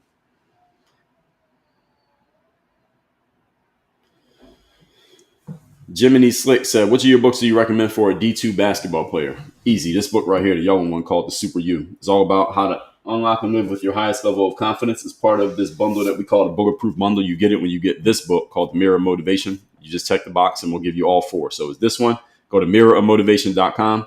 The second book in the bundle is this one, The Super You. Third book is this one, 100 Mental Game Best Practices. And we got another one called The Mental Handbook. It's not on display, but it's on my shelf. Go to mirrorofmotivation.com. Or just go to the link in my profile, Jiminy Slick. We got a link to the book right there. All right, a few more comments, folks, then we got to go. I got to go to the bathroom on top of all of this. But y'all been good on the comments here today, so I like these comments. Even though half of you are disagreeing with me, I still like the comments. I don't mind the disagreement. As long as you don't get crazy in the ad hominem, even the straw mans. I can deal with the straw mans. Ad hominem, if you do too much ad hominem, you get blocked. But straw man I can deal with. If you want to throw out 100 straw mans, I will handle your 100 straw mans. But I don't mind a disagreement. As long as you stay respectful, you can disagree with me. Just disagree and don't just talk crazy. Don't talk stupid. So let's see what we got in the comments. Nice. Thank you for the follow. Ashley Mack, thank you for the share. Ashley said, Kathleen said I was around. Ashley said, and many did benefit financially. Right. Renting Palm Beach, thanks for the heart. Renee, thanks for the heart. Kathleen said the border. Yes, exactly. Trump ran on the border. He's been running on the border, literally running on the border, metaphorically, running on the border since 2016. Rocket Man said Trump ran on releasing the Epstein files. Not really. Not enough people care about the Epstein files. I mean, people care now because everybody's talking about it, but do people really care? Not really. The two main things people cared about at their last election was their pockets and the border. Those are the two big issues. Trump's emphasis was on the border, and I would say it's fair enough to say his number two emphasis was the pockets. But really, the number two emphasis was a bunch of MAGA supporters getting vengeance for what they believe happened in 2020. That really was what the 2024 election was about, if you were going to be honest. It was the border was the logical thing to pay attention to. The main thing was a bunch of Trump fans and MAGA supporters were upset what happened in 2020, and they wanted revenge. And we saw what happened. They got it. Epstein files was buried down there somewhere on the list. Not enough people care about the Epstein files to really be excited about it. And the files have been around since 2019. Why is there all of a sudden people excited about the Epstein files? The fact is they're not. Jeffrey said, love these guys. Got to go to work. See you Monday. Appreciate you, Jeffrey. We'll be done soon. Lucky Gal said, you're on a roll today. Thank you for calling it like it is. Lucky Gal, I call it like it is every day. So I'm glad you noticed it today. But I do this every day. Certain topics just bring more certain types of comments, and certain comments lead to certain types of responses. But I do this every day. I got a podcast called Work on Your Game. It comes out every day. Speaking of such, since you brought it up, well, you didn't bring it up. I brought it up. I got a podcast that comes out every day. It's called Work on Your Game. And this lives, these go hours, but my podcast is called Work on Your Game. It looks like this. You can find it on Apple or Spotify.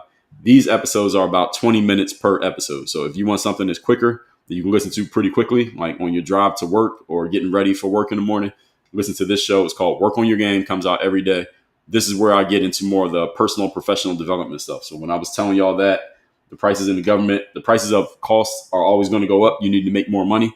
I talk about that kind of stuff on my podcast every day. These live streams, I do more current events. But if you want to hear me talk about everyday, evergreen subjects that have nothing to do with politics or Donald Trump or the news, listen to my podcast. Comes out every day. That's more along the lines of what I do professionally, my professional work, my professional work is not talking about the news. Brandon Broussard said, you're speaking facts. Thank you. Renee said, you still got to pay for eggs. Put me on the floor. I love it. Great job. Well, thank you. Ashley said, love your morning lives. Keep it up. Rocket Man says, easy to be a lightning rod for a reaction when you're openly racist and xenophobic. Well, come on. 2015, Rocket Man called and wants his talking points back. Send that one back 10 years ago. Angie said, the economy is booming. Now, depending on how you live, you can think the economy is going terrible or going great. That's the interesting thing about it. Karen said, wrong. What am I wrong about? Katie said, I was working and missed it, but did you see I said you have on shorts with your suit for the haters? No, I don't have on shorts. I got on a full suit. This is a full suit. What makes it a suit is the pants and the jacket. As you can see my belt. All right, I have on pants, so everybody can see that.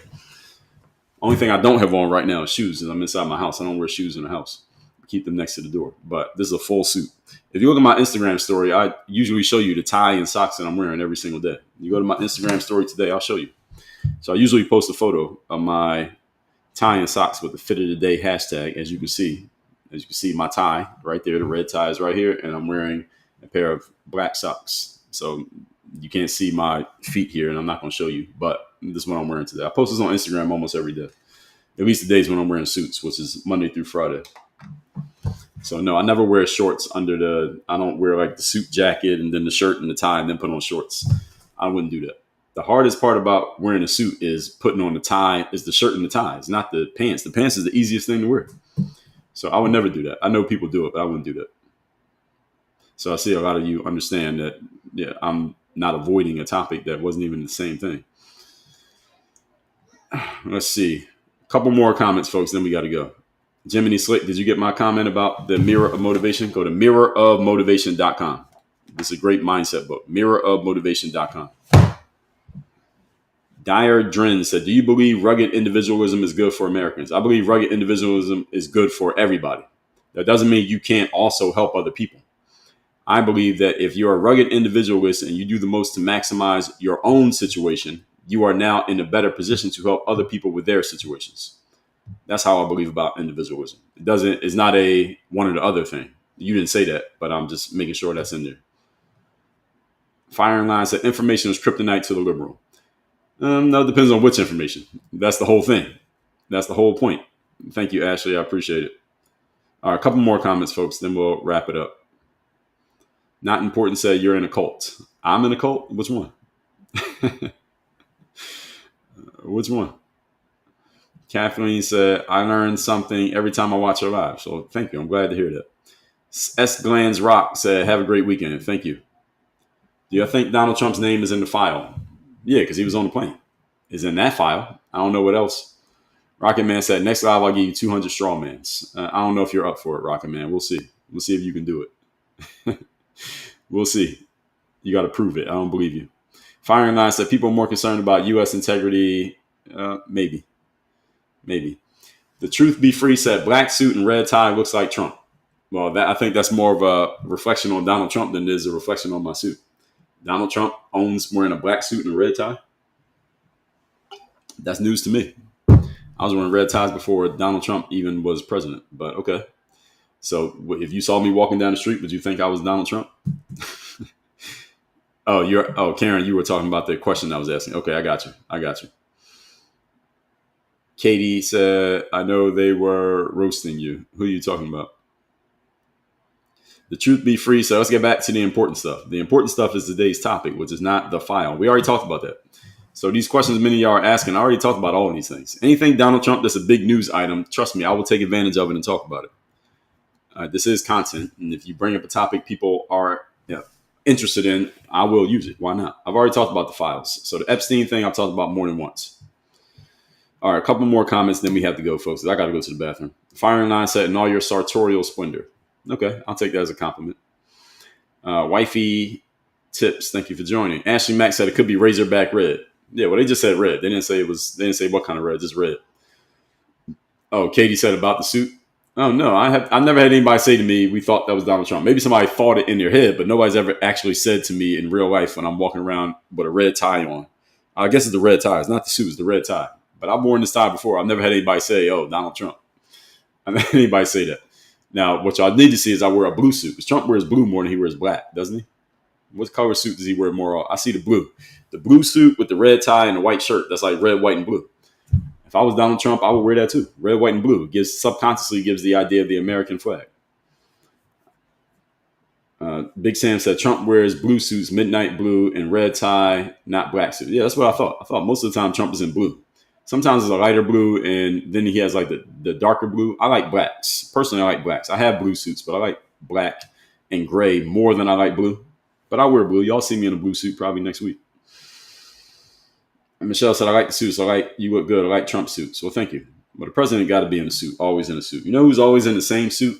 Kevin O'Leary. You know who Kevin O'Leary is? He's always in the same suit. Black suit, white shirt, and a black tie. He never wears anything different. I respect that, though. I like that. I wonder how many of those suits he has. He probably got like 20. They're the same suit, same colors. Jeff, I appreciate you. Katie said, I like the suits. I was kidding about the shorts. I know you were kidding, but a lot of times I've had people ask me that. I've had many people ask me, are you actually wearing a suit, or are you wearing shorts under the suit? Because people do that. They get lazy. Even people on TV, they'll have on like sweatpants under their, it looks like they're wearing a suit because all you can see is this, but then they'll have on sweatpants and flip-flops. I don't do that. If you see me looking like this, I got the whole suit on. The hardest part of wearing a suit is the button up the shirt and the tie. So if I'm going to do that, then I might as well put the pants on. So Michelle said blue. That's what I thought. Donald Trump's usually in blue. Truth Be Free said you just want to be like him. I want to be like Donald Trump. Donald Trump's twice my age, twice my weight. He's white. What about Donald Trump do I want to be like? Maybe if I have a building in Manhattan with my name on it, that I'll do that one. But other than that, no, I'm good. Michelle said Trump wears black suit with good ties sometimes. Yeah, sometimes you can't tell. Sometimes dark blue looks like black from far away, depending on how the light hits it. Katie said Trump's a billionaire. Yeah, let me take that too. I'll take the $1 billion. I want a building in Manhattan with my name on it. I don't want to be president, and I don't want to be twice my age or twice my weight. So other than that, I'm good on Trump.